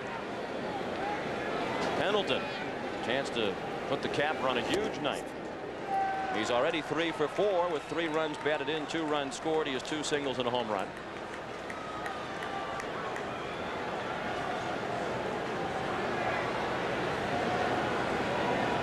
First and third and 2 outs. 4 runs in here in the 8th. A couple of errors haven't helped David West. So the Braves will head back to Atlanta immediately following the ball game, even in this series, at 1 win apiece. And the mood of the Phillies has changed dramatically.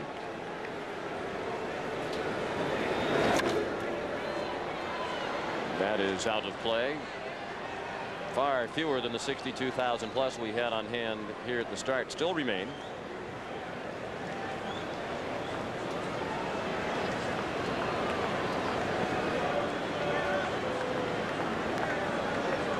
0-2 is the count on Pendleton.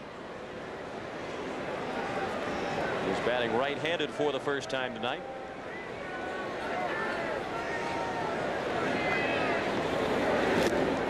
And that just missed the outside corner. Dalton did a good job of framing the pitch, but did not get the call. Earlier we talked about how the open stance of Terry Pendleton does not prevent him from stepping forward and into the ball when he strides. He's not quite as open as a right-handed batter, standing up a little more in the box. From the left side, he is very open. I personally never thought that there was a big advantage to an open stance because you have to do too much with the lower part of your body. But Terry Pendleton has proven that it is not necessarily how you start, but how you attack the ball in the hitting area when it's about 15 feet from home plate. Almost all good hitters are in the right position when the ball's in that hitting zone. But the stances vary a great deal.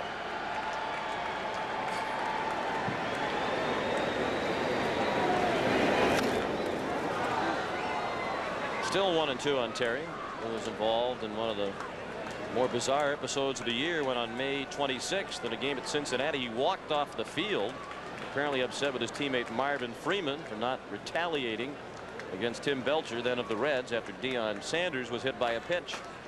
Pendleton was fined for walking off the field in the middle of the game.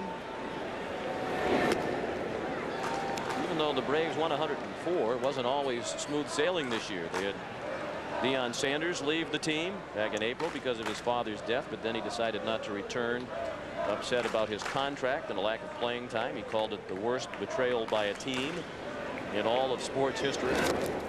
Pendleton strikes out on a pitch in the dirt. That brings a merciful end to the inning for the Phillies.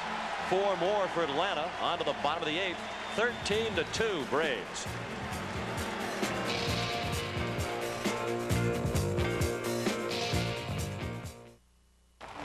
Hey, early again, huh, Frank? I don't say this to many people. But what we do, the job we do, Okay, guys, listen up. is the most important job I can think of. You've got a flight control check. Lewis and Randolph. I mean, Horoscope there's on no number such 2. thing as a B-plus mechanic on this airline. Let's do it. Let's go. Everybody knows their job. Everybody's responsible.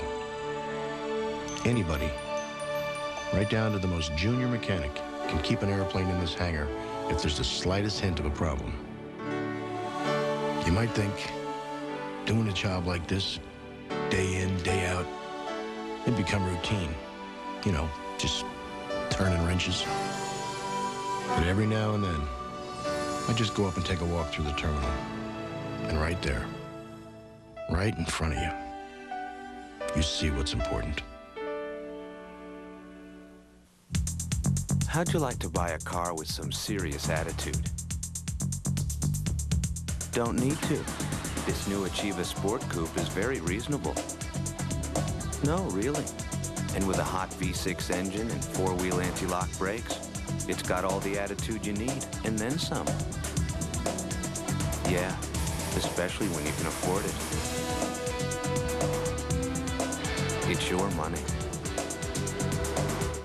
I ordered pepperoni and onions on this pizza. I can't taste them. I can't even see them. They're just cut small. Small? How small? So small they can't be seen by the naked eye. Want big toppings? Introducing the new Chunky Style Pizza from Pizza Hut. It's got big chunks of meat and vegetables for taste you can actually see. Welcome to the 21st century. Have a nice day. Sylvester Stallone, Wesley Snipes, Demolition Man, rated R. Starts Friday, October 8th. John Kruk will lead off the bottom of the 8th for Philadelphia. With his team trailing by 11, he provided us with one of the most vivid images that we'll recall of the 1993 season, when in the All-Star game, the Mariners' Randy Johnson sailed the pitch way over his head, and John Kruk had a tough time getting his pulse back down where it usually resides. Yeah, one of the interesting things about that is in 4,114 regular season at bats, John Kruk has only been hit by a pitch twice. He said at the time, if Randy Johnson gets traded to The National League team, I'm retired. Johnson, a legitimate contender for the Cy Young Award in the American League. Absolutely. Mike Stanton is the new pitcher, so Greg Maddux has finished after 7 innings, in which he allowed only 2 runs on the Hollins home run in the 4th. Stanton, a hard-throwing lefty, was the closer for much of the year, but struggled at midseason, and Greg McMichael took over the closing role. Another change for the Braves. Sid Bream is into the ball game at first base, and Rafael Belliard, who came out as a pinch runner for Blauser, stays in the game at shortstop. So Bream would hit in the number 9 spot, previously occupied by Maddux, and Stanton would bat in the cleanup spot, filled till now by McGriff. Kruk singled and scored on the Hollins home run. He walked back in the first.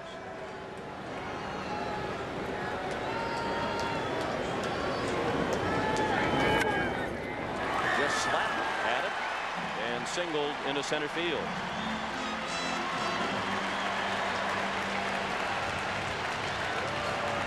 We're at Veterans Stadium in Philadelphia for Game 2 of the National League Championship Series. The Phillies lead 1-0, a lead that will not last long, as Atlanta is in control of Game 2, leading 13-2 in the bottom of the 8th.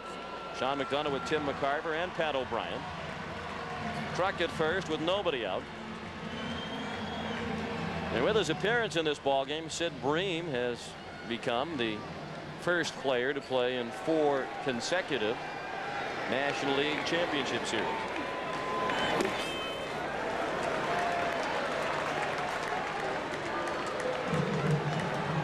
One of those with Pittsburgh, the last 3 with the Braves. Dave Hollins hit a 2-run homer off Maddux in the 4th, the only damage done to Greg in his 7 innings. Maddux allowed 5 hits. He walked 3 and struck out 8. Hollins checked his swing and looked at ball 2, 2-0. Because of the success of Greg McMichael, Mike Stanton has been moved back, and here's a guy who has given up only 1 run in 20 1/3 postseason innings. He has been dominating in postseason. Ken Herbeck, the first baseman of the Minnesota Twins, says he is the toughest left-hander that he has faced. He's covering some ground with a left-hander like Randy Johnson in the American League. Stanton facing Ken Herbeck and the Minnesota Twins in the 1991 World Series. And he's just walked Hollins on 4 pitches, so the Phillies have the first 2 men on in the 8th. The Bud 1 airship, which provided aerial shots at this year's All-Star game, will follow one of these teams to the World Series, where the Bud 1 will use its eye-in-the-sky camera again.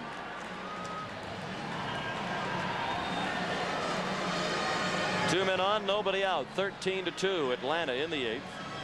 One of the problems for Stanton was control trouble. That led to a loss in confidence. He's been struggling to regain his control and build that confidence back up over the latter part of the season. Bobby Cox isn't taking any chances. Ahead by 11. He has Mark Wolders warming up. Darren Dalton, the hitter. Strike 1. Darren is 1 for 3. He singled in his last at bat. That was in the 6th, his first hit of this series.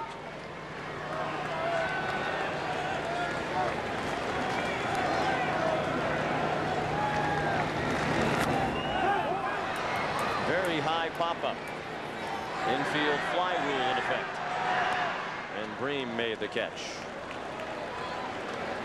Coming up later tonight, following your late local news, it's The Late Show with David Letterman. What a lineup Dave has tonight. His guests are Don Rickles, Robert Cray, and Tracy Ullman.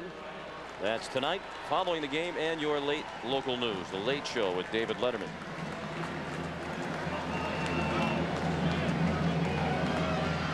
One out for Jim Eisenreich, who was 0 for 3 tonight.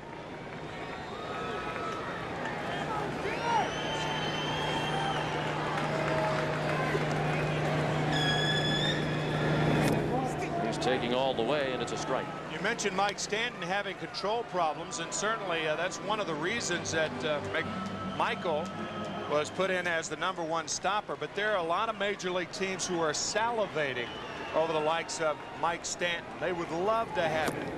Everybody says the weak link of the Braves is their bullpen. I don't buy that. I think Mark Wohlers and Mike Stanton are two of the most coveted pitchers in the major leagues. Everybody asked the Braves about Mark Wohlers, and almost everybody about Mike Stanton. But you would concur that one of the reasons why the Braves have not been able to win the World Series the last 2 years is that their bullpen has not performed particularly well in World Series play. I think one of the reasons last year, the addition of Jeff Reardon from the Boston Red Sox, he lost 2 games in the World Series. And the way I see it is that Mike Stanton, I don't think Bobby Cox and Leo Mazzoni had enough confidence in Mike Stanton last year.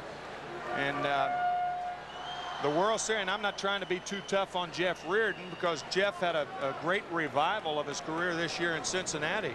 But Atlanta, having all the confidence they did in Reardon, could very well have been the reason that they were in a position to lose last year. I'm not blaming the whole loss of the World Series on Jeff Reardon by any means. But you gave the numbers. Stanton had been That's dominant right. That's in exactly postseason right. play, and Reardon was struggling.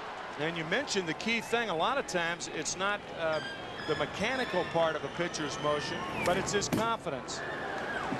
A lot of mechanics are healed when the confidence returns. You don't work on how you throw a pitch, but it's more of a checkup from the neck up.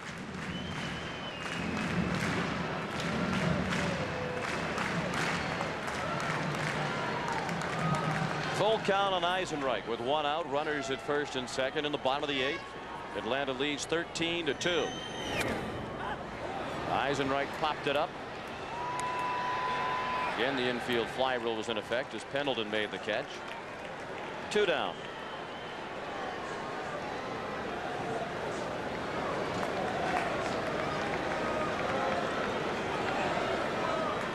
A rare breather for the Atlanta Braves tonight. They've been involved in so many nip and tuck battles in the postseason the last 3 years. Of the 28 games prior to tonight that Atlanta has played in the postseason, 16 one-run games, and 11 of those losses.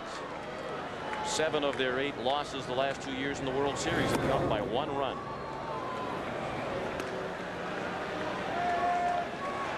One and 0 the count on Milt Thompson.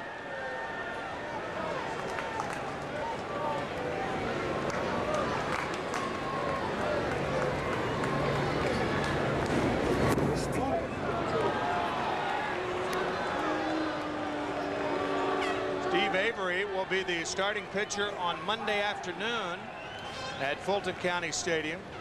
Steve pitched very well last night, and he hit even better. 2 for 2, a single and a double. But you know, it's hard to think of the Braves in postseason and thinking that they might have an easy time in a series. They took the Pittsburgh Pirates to 7 games in '91. The Twins to 7 games in the World Series. Then the Pirates to 7 again, and the Blue Jays to 6 last year in the World Series. So they can string it out. Even this year, you won 104 games and you win the National League West by 1.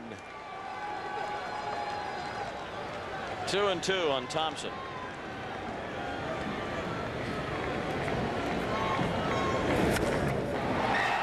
Well hit right field. Justice running to right center, and on the edge of the warning track he made the catch. The Phillies strand 2. They've left 8. We go to the 9th. 13-2 Atlanta.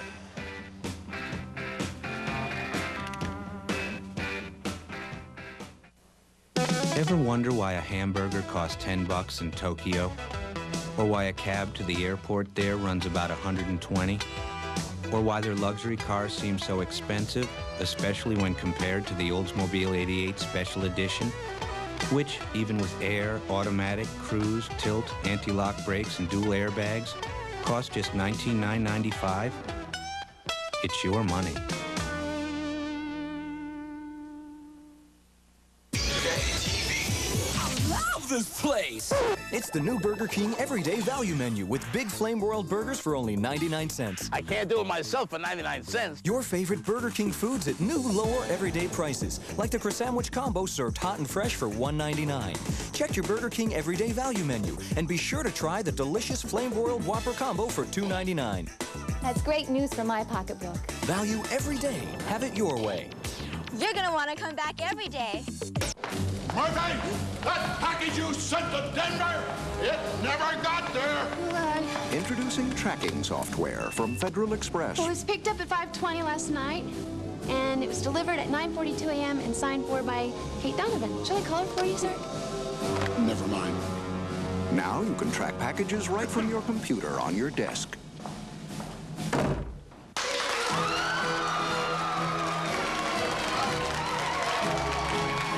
Airbags, seat belts, and anti-lock brakes, child safety seats, careful driving, and a set of Michelins.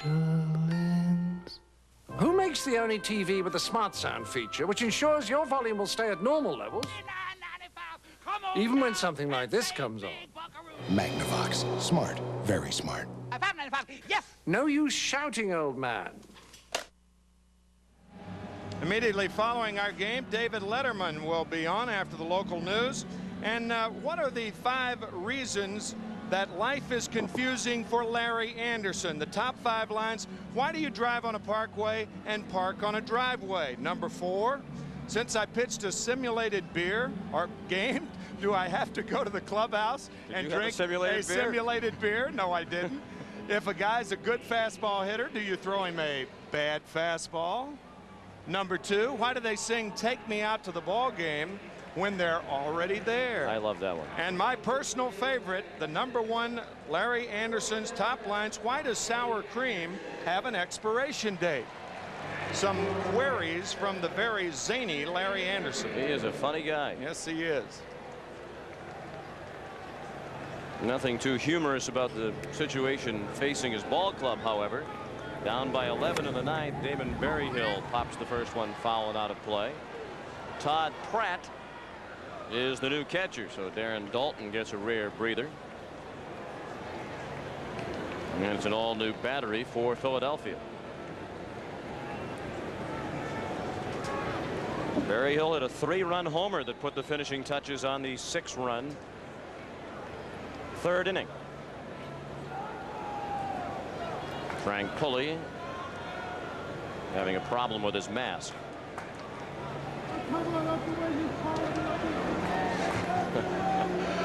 And it's gotten to the point now where the crowd is small enough where you can hear individual voices hollering out at Frank Pulley. Imagine some of those who are still in the stands aren't in the best of all possible moods given the score confronting the home team.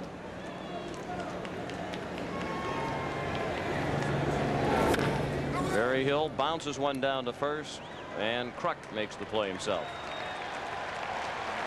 This copyrighted telecast is presented by authority of Major League Baseball. It may not be reproduced or retransmitted in any form without the express written consent of Major League Baseball.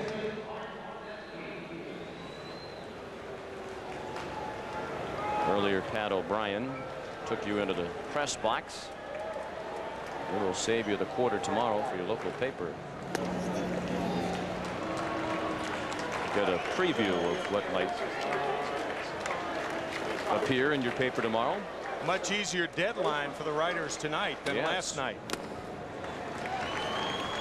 Lemke, the battery, is 0 for 4. Boy, they have quotes in there already, and the game's not even over. You better correct the spelling of Smoltz. I think we go back there. It said Snoltz. I think the reason for that is some of those quotes are yours.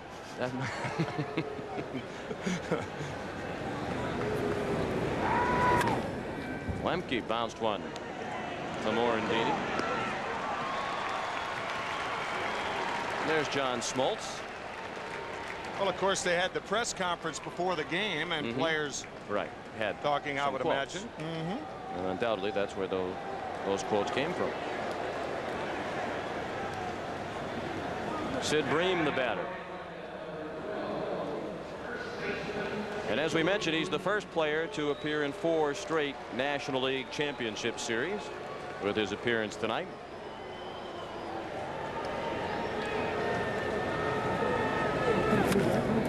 And a base hit for Sid Bream. And a single to right with 2 outs in the 9th.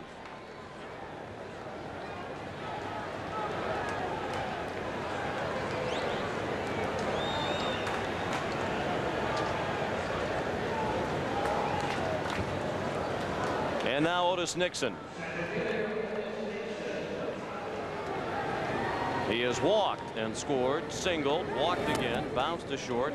Then he singled and drove in a run last inning and scored as well. And at the moment, you have to consider Otis the leading contender for MVP in this series.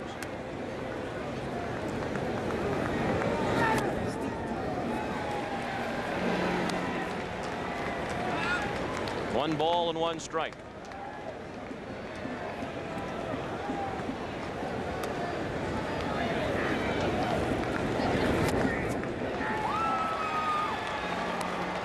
One ball and 2 strikes.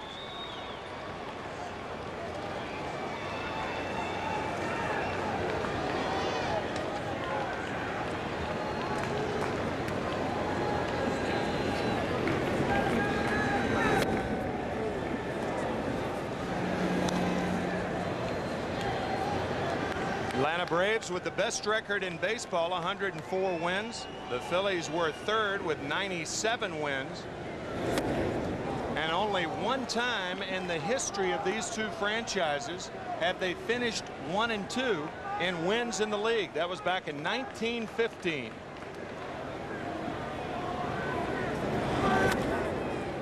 On the 3-2 pitch, the runner off with the pitch, and Nixon has another hit. And he might run for a while as it eluded the grasp of Thompson. Bream's around to score to make it 14-2. And Otis Nixon has a double. He has been on base 5 times tonight.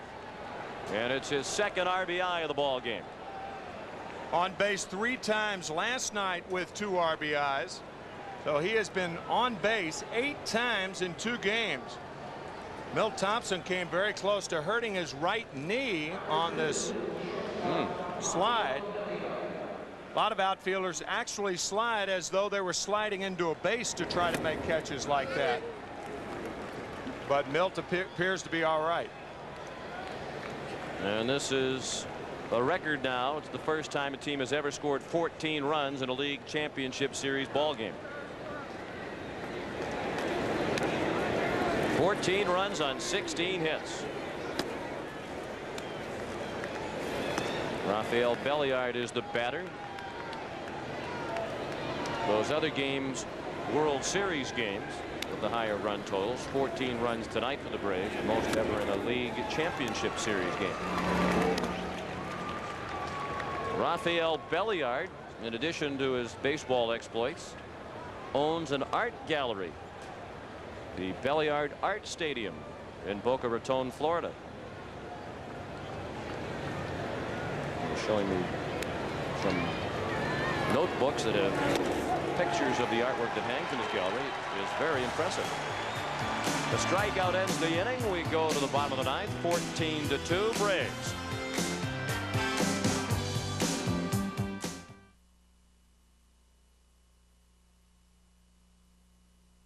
But what toothbrush would your dentist prefer to use?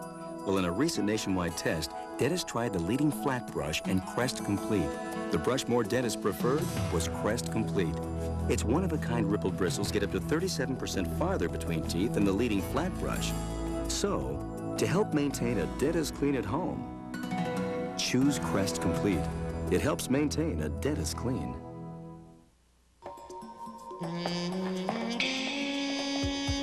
A startling proposal heads for New Orleans. A hard-fought contract is Chicago-bound. 3 sets of contact lenses are expected in Tampa by tomorrow morning. Express mail from the Postal Service will get them there, overnight, guaranteed, from just $9.95. Every day, overnight, we deliver for you.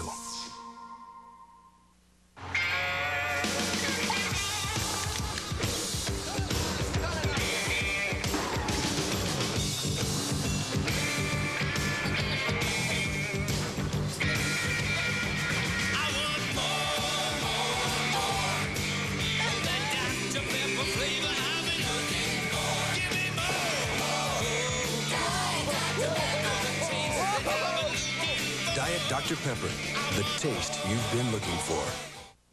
Why are some women more at risk from breast cancer than others? And a look at the new generation of live-action video games. Tomorrow on CBS This Morning with Harry Smith and Paula Zahn. Okay, Sunday, you've got the Cowboys and the Colts. A very interesting matchup. Have you seen Emmett Smith? He's putting the ball in the end zone. Honey, how about some more dip? Sure. Here's the deal. Sunday, you've got the Cowboys and the Colts, the Giants, Redskins, or the Bears and the Eagles on CBS. We're big fans. Have you told him yet? Of course not, dear. We're big fans. CBS Sports coverage of Game 2 of the National League Championship Series is brought to you by Oldsmobile. Burger King and its everyday value menu. Have it your way. I love this place. And by Magnavox, the ingenious products from Magnavox. They're smart. Very smart.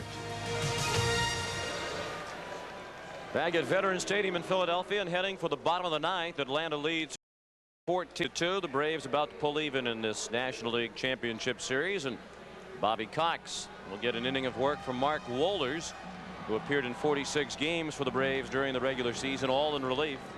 And he posted a 6-2 record with no saves and an ERA of 4.5. The one pitcher that Wohlers reminds me of is Todd Worrell. Todd Worrell with the Cardinals back in 1985, a dominating pitcher, and I think that is the type of pitcher that Wohlers could be. Couple of changes. Deion Sanders is into the ball game in center field.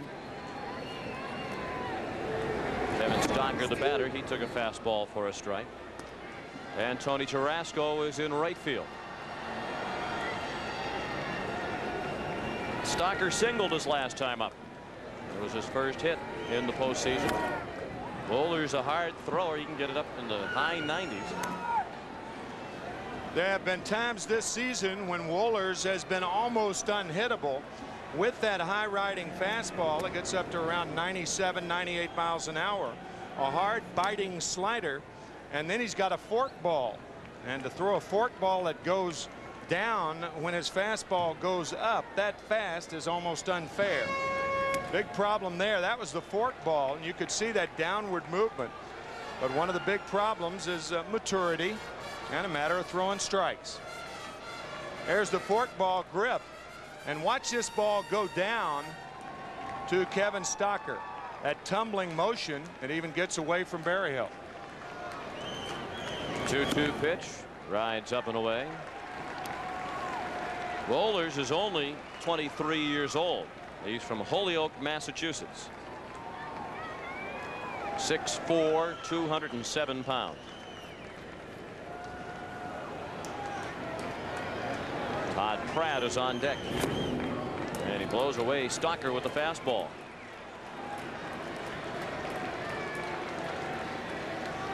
Game 3 of the American League Championship Series tomorrow, 8 Eastern time. The airtime first pitch at 8:12.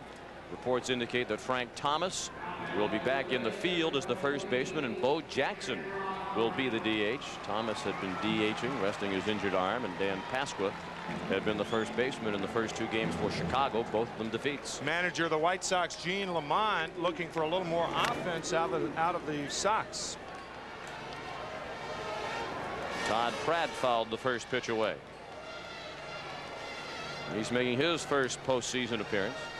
Phillies only have 7 players who had postseason experience prior to last night entering the series, while the Braves have 22 of their 25 who have seen action in postseason. And after last night, the other 3 on the roster were involved in postseason play. So all of the Braves, all 25, have postseason experience. Because Pacoda, McMichael, and Tarasco, the 3 who had not seen action previously in the postseason, did get into last night's game. Pratt called out on strikes. Back-to-back strikeouts here in the 9th for Mark Wohlers. Leo Mazzoni is still rocking, even with the 12-run lead.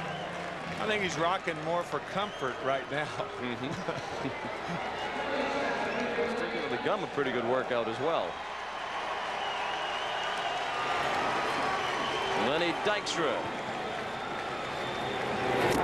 Foul tipped it into the mid of Berryhill. 14-2 would be the second largest margin of victory ever in a league championship series game. The Cubs beat the San Diego Padres 13-0 in game 1 of the 1984 NLCS.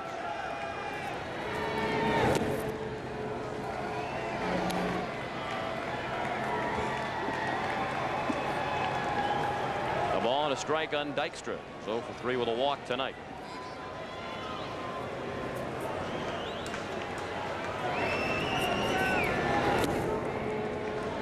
This series resumes Saturday. Tomorrow is an off day. The Phillies are scheduled to work out in the late afternoon at Atlanta Fulton County Stadium. As Tim mentioned, the Braves are not going to work out.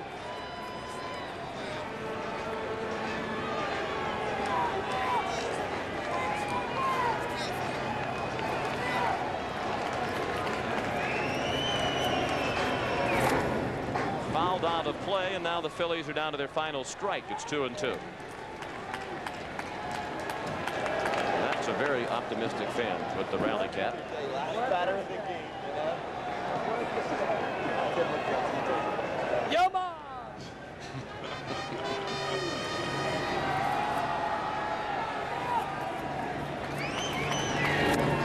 Full count.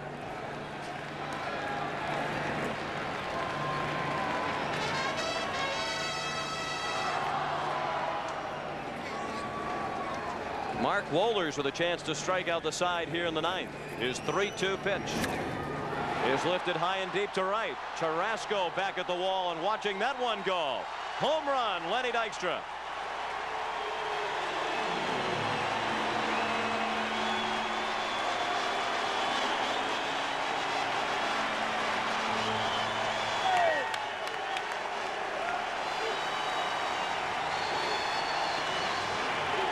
That's a new record for home runs by the two teams combined in the league championship series game. It is the 6th home run of this ball game. Well, you saw the split fingers, but this is a fastball by Dykstra.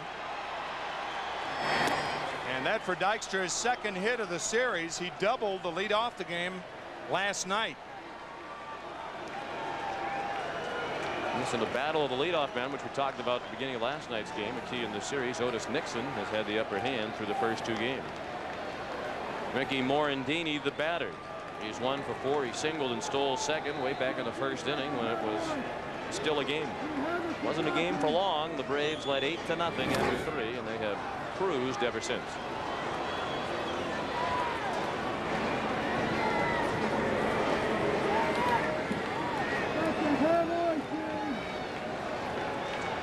First time 6 home runs have been hit in 1 game in league championship series play. They've been spread out. 4 for the Braves. McGriff, Blauser, Berryhill, and Pendleton. And 2 for the Phillies, Hollins and Dykstra. Tough to pick our Chevrolet player of the game because the offense of the Braves has been so well spread out. Wohlers does strike out the side in the 9th with the home run by Dykstra mixed in. And Bobby Cox and the Braves are even in this series at 1 win apiece. As tonight they pound the Philadelphia Phillies 14-3. We'll return to the vet in just a moment.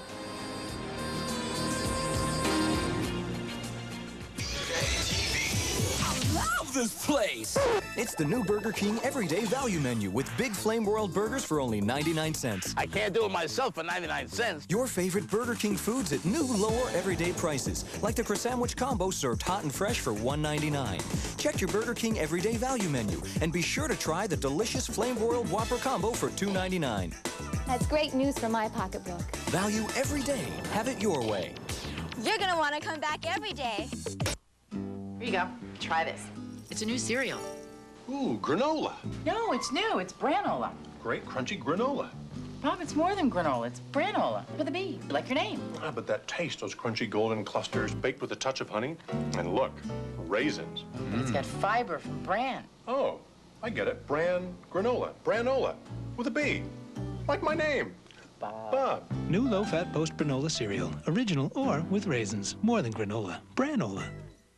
We have to have a communication system that never fails. Patty was losing calls. Losing calls to her could possibly mean losing a life. If the ambulance crews can't talk to the dispatch center, we can't run an ambulance business. If I could bring my monthly costs down, I could afford to budget state-of-the-art telephone system. That's what MCI did. I had a great sense of responsibility. MCI backs the product. You try to do the good thing. She sat there and really listened. I would have almost paid my own way to play baseball if I could have. The hitting was what I always liked, and I had a bat in my hand. I just felt like I was the man in command. I've been a member of the Hall of Fame since 1982. Probably one of the greatest thrills I had in life. I've been a card member since 1988. It works. American Express is welcomed at the Hall of Fame and at places where you don't have to be a big hitter to get noticed. The 6 home runs the story in Atlanta's 11-run victory over Philadelphia here tonight. Maddox beat Green. The Chevrolet player of the game is Terry Pendleton. He went 3 for 5 and drove in 3. He scored 2. He had one of the 6 home runs. He had a big 2-run single that highlighted the 6-run third that blew the ball game open. Chevrolet will donate $1,000 in Terry's name to the Special Olympics, and Terry's standing by with Pat O'Brien. All right, Sean, thank you. Before the game, we were talking about how this team doesn't get scared and has the ability to come back. Well, yes, you know, we feel confident about winning. We feel confident we have a ball club that can come out and put runs on the board, and of course our pitching staff can pitch. Is there anything wrong with this team? Is there a weakness on this team? Yeah, when we don't come out and win, it's a weakness. But other than that, no, I think the biggest factor for us is that we do have talent here. But I think the even bigger factor is the fact that we know we can win. We really feel we can win every time out. Nice night at the office. He says he wants a Chevy van, by the way, if he's Chevrolet player of the game. We'll see it down in Atlanta. Back upstairs. Thank you, Pat. Once again, the final score, Atlanta 14, Philadelphia 3, and we'll be back in just a moment.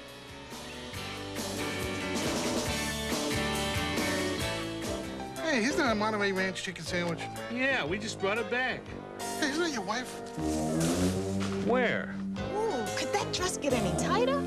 It's back. Wendy's Monterey Ranch chicken sandwich. Hey, isn't that Haley's comment? Creamy ranch dressing with real bacon and Monterey Jack cheese on a whole breast filet. What a combination. What's my wife doing here? Where? Two can play this game. Wendy's Monterey Ranch chicken sandwich. You better buy 2. Jell-O gelatin's just 12 cents a serving. That's 4 cents for the giggles, 4 cents for the improved motor skills, and 4 cents for creativity. Hello, Jell-O. Whatever your budget, there's always room for Jell-O. Right now, all Craftsman hand tools, all power tools, all Craftsman lawn and garden equipment, and every gallon of paint are on sale. Save 10 to 30%. But hurry, it all ends Saturday at Sears. Do you want to jam? Get new Nestle Crunch Jammin' Bars. Rip into rock, unwrap the wrap, jazz, and reggae. Collect all 12 Nestle Crunch Jammin' designs. You want to jam? Get new Nestle Crunch Jammin' Bars.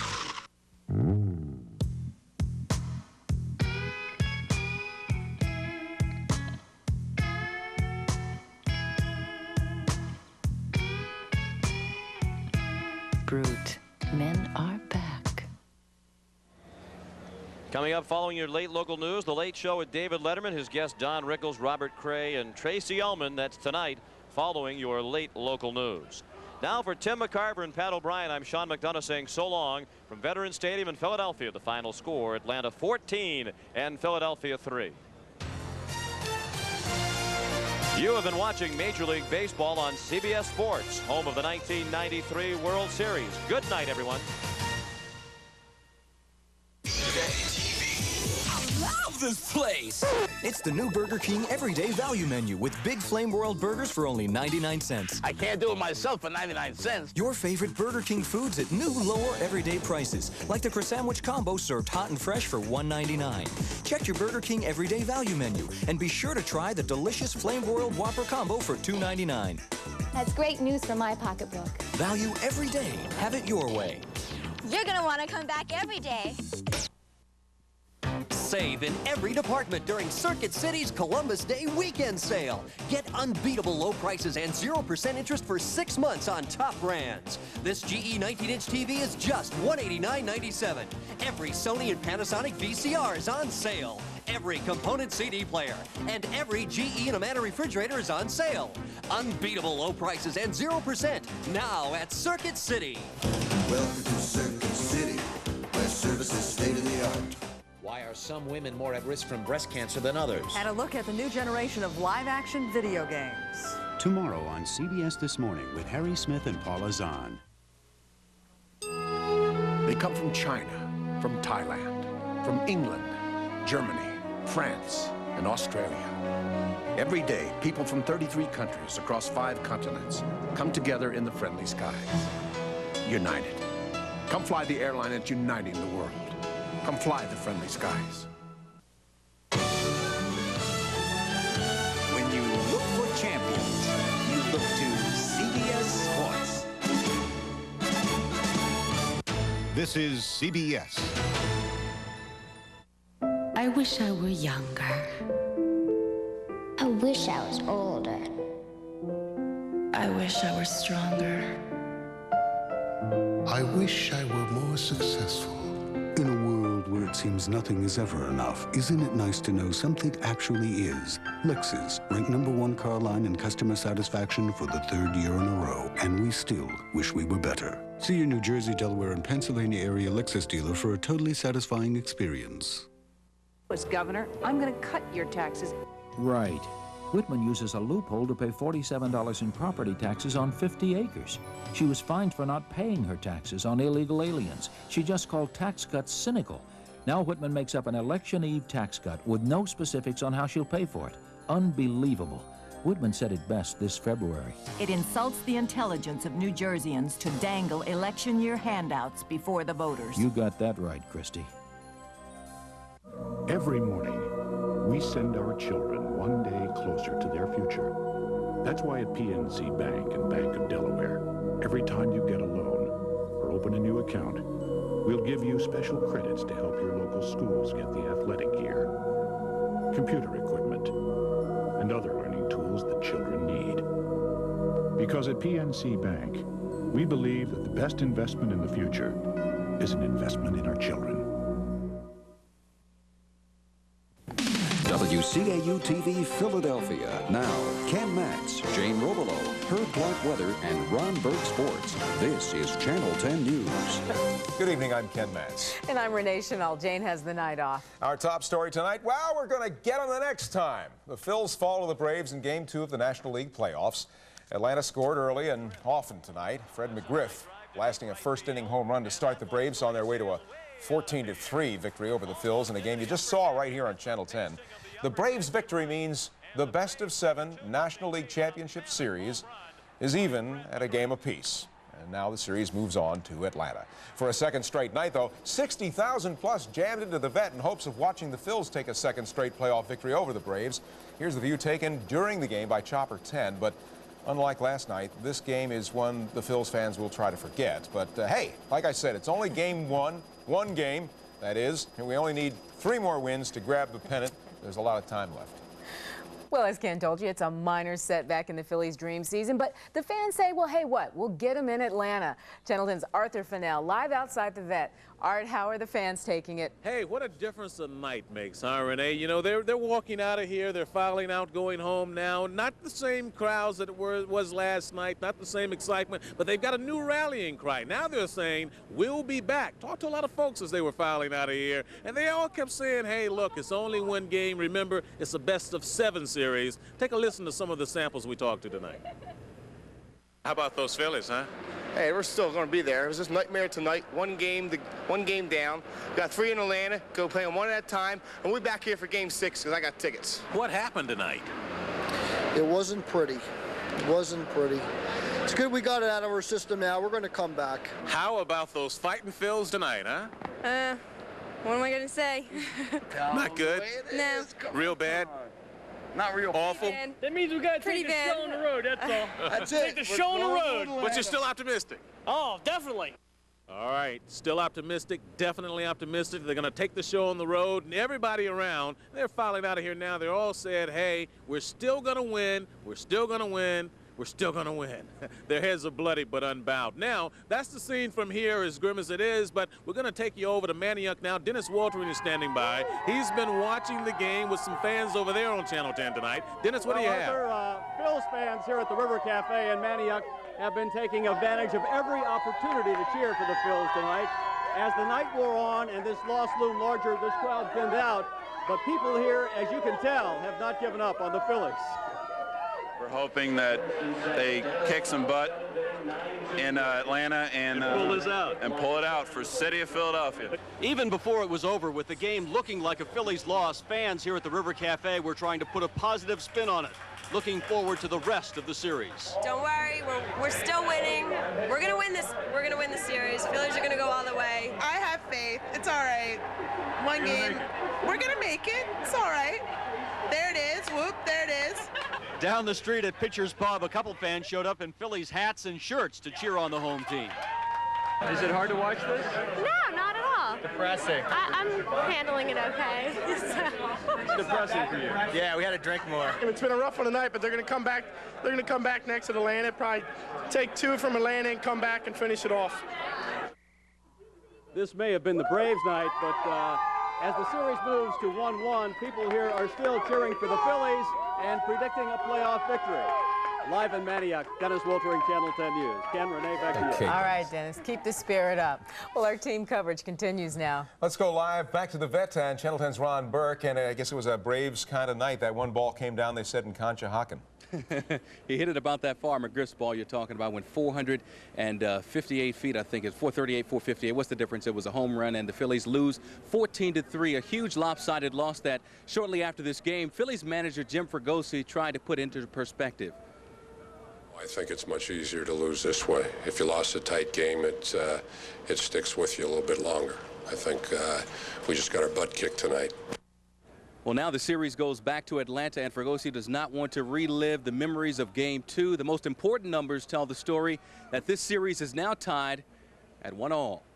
Live at the vet, this is Ron Burke. Back to you, Ken and Renee. Okay, Ron, thanks a lot. Everybody says this town can be negative. We're going to be positive about this one. We're coming right back at them. Thanks a lot. Yes, we are. Okay. Thank you, Ron. Well, we have a lot more in the game coming up tonight on Channel 10. We'll go back to the vet, where Ron Burke will have highlights, lowlights, and post-game interviews from tonight's game. Also coming up, Herb Denenberg with a Channel 10 Focus investigation on counterfeit Philly souvenirs. And don't forget, Game 3 of the National League playoffs come your way on Channel 10 at 3 o'clock on Saturday afternoon. It's all right here on Channel 10, your Phillies station. Okay, our other top story tonight. President Clinton orders troop reinforcements to Somalia. The president announced his plan during this address on national TV, and he promised harsh action against anyone attacking U.S. forces. We did not go to Somalia with a military purpose. We never wanted to kill anyone. But those who attack our soldiers must know they will pay a very heavy price. A mortar attack at the airport in Mogadishu killed another American soldier today, and the death toll from last weekend's ambush rose to 13 when an American soldier died from his wounds at a hospital in Germany. And here's what the president is doing to prevent more casualties. He's sending 1,700 more troops ashore in Somalia. 3,600 combat Marines will be stationed on the aircraft carrier USS Abraham Lincoln. That's off the coast, bringing the total number of U.S. troops to 10,000. Also, more armored personnel carriers and aircraft are being sent to Somalia. And tonight, 2 Delaware Valley residents flew home on a cargo plane from Somalia. They were among the many wounded in the line of duty. Channel 10's Andrew Glassman talked to one soldier's mother and found out her reaction to more troops being sent to Somalia. A military transport plane touches down at Andrews Air Force Base in Maryland tonight. Its cargo, American soldiers wounded in Somalia. The first to leave the plane were carried off on stretchers. Some emerged able to walk off under their own power. This man had his arm in a sling. They arrived just a few hours after their commander-in-chief laid out his plans for the remainder of the Somalia mission on national television. We watched the speech tonight with a group of students at St. Joseph's University. And at its conclusion, almost every hand went up when we asked who among them disagreed with the Clinton policy of staying in Somalia until March 31st. We've already shown that they're dragging Americans through the streets. 6,000 people are not going to solve a problem. This is the same thing they tried to do in Vietnam. Delaware Valley residents among the wounded include Mike Carroll of Drexel Hill, who was shot in the shoulder, and John Burns Jr. of Darby Township, wounded in the shoulder and leg after his Jeep came under fire. His parents stand behind the Clinton policy, but I don't think we had enough manpower and equipment there to do the job that they were set out to do. tonight, friends of the Burns family report that they've traveled to the Washington, D.C. area to see their son. While his wounds heal, the president must deal with the political consequences of the United States policy, a policy that put John Burns and others in harm's way. Andrew Glassman, Channel 10 News. Let me make a clarification. Our graphic was incorrect. What we said was correct, however. 1,700 fresh troops will be headed for Somalia. That's what the president ordered. So tonight, troop reinforcements are heading for Somalia, but a new Channel 10 bullet poll says most people in the Delaware Valley want our soldiers headed the other way. Here are the results of that poll, taken this afternoon before the president's speech. Only 23% of those asked want to send more troops to Somalia. A whopping 70% say it's time to withdraw American soldiers. 7% had no opinion. Now, the poll has a margin of error of plus or minus 4.5%. Ken. Questions tonight in California after a military plane is destroyed by fire. This is what's left of a C-141 cargo jet that crashed and burned at Travis Air Force Base. It happened as the plane was preparing for takeoff during a routine training mission. The cause of the crash still unknown tonight. Authorities say miraculously no one was hurt or killed. A subway train wreck injures 60 people in New York tonight. One train rear-ended the other at a Brooklyn station during the evening rush hour, disrupting service for thousands of commuters. Investigators are on the scene looking for clues as to what caused that crash. The two candidates in the New Jersey governor's race squared off tonight in a televised debate. Governor Jim Florio and Republican challenger Christine Whitman met in Trenton, where they sparred over taxes. Governor Florio blasted Whitman's 30% tax cut proposal. He called it an empty promise. Listen. Of almost $900 million. Weather-vane politicians really just won't cut it anymore. You can't tell people just what they want to hear by promising them anything. Ms. Whitman. Well, I would expect the governor to be in deep denial over tax cuts because he's never met a tax hike he didn't like. Everyone has really not. Well, later, Whitman challenged the governor to ban all negative campaign advertising, saying they should stick to just the facts in their ads. Governor Florio responded, saying that's just what he's been doing. Florio and Whitman will debate again later this month, and you'll be able to see it live here on Channel 10. The date, Tuesday, October 19th. The time, 7 to 8 p.m. That's the New Jersey gubernatorial debate live right here on Channel 10. And tonight, President Clinton making plans for his trip to New Jersey tomorrow. The president will visit the Robert Wood Johnson Medical Center in New Brunswick to talk about his health care plan. Complete coverage of the president's visit to New Jersey tomorrow right here on Channel 10. And tonight, a New Jersey college professor is savoring being named the first African-American writer to win the Nobel Prize in Literature. Professor Toni Morrison of Princeton University wins the Nobel Prize for her literature that captures the African-American experience. She says she is outrageously happy. Dumbfounded. I thought the woman who called me was having a hallucination or something. I think I write well. And I think I have a distinctive voice. Yes, she does. She's known for prose that reads like poetry in such visionary works as Song of Solomon, Beloved, and Jazz. Professor Morrison is not saying how she'll spend the $825,000 cash prize that comes along with that award. And when the Channel 10 News continues, dramatic, just released 911 tapes. You can hear the confusion and the calls for help after the worst Amtrak train disaster ever. A miraculous story of survival. A man sacrifices his leg to save his life. Counterfeit Philly souvenirs. There are plenty of them out there, but we'll tell you how to avoid taking one home. All my friends, we joke about the fact that we don't like to drive our parents' cars because it makes us feel old and stupid. But I told my parents this is the only station wagon I will ever drive. Surprisingly, soon after buying the wagon, we decided we needed to get a newer car for Ellie to take away to college with her. We knew that we could go right back to Saturn and get something that we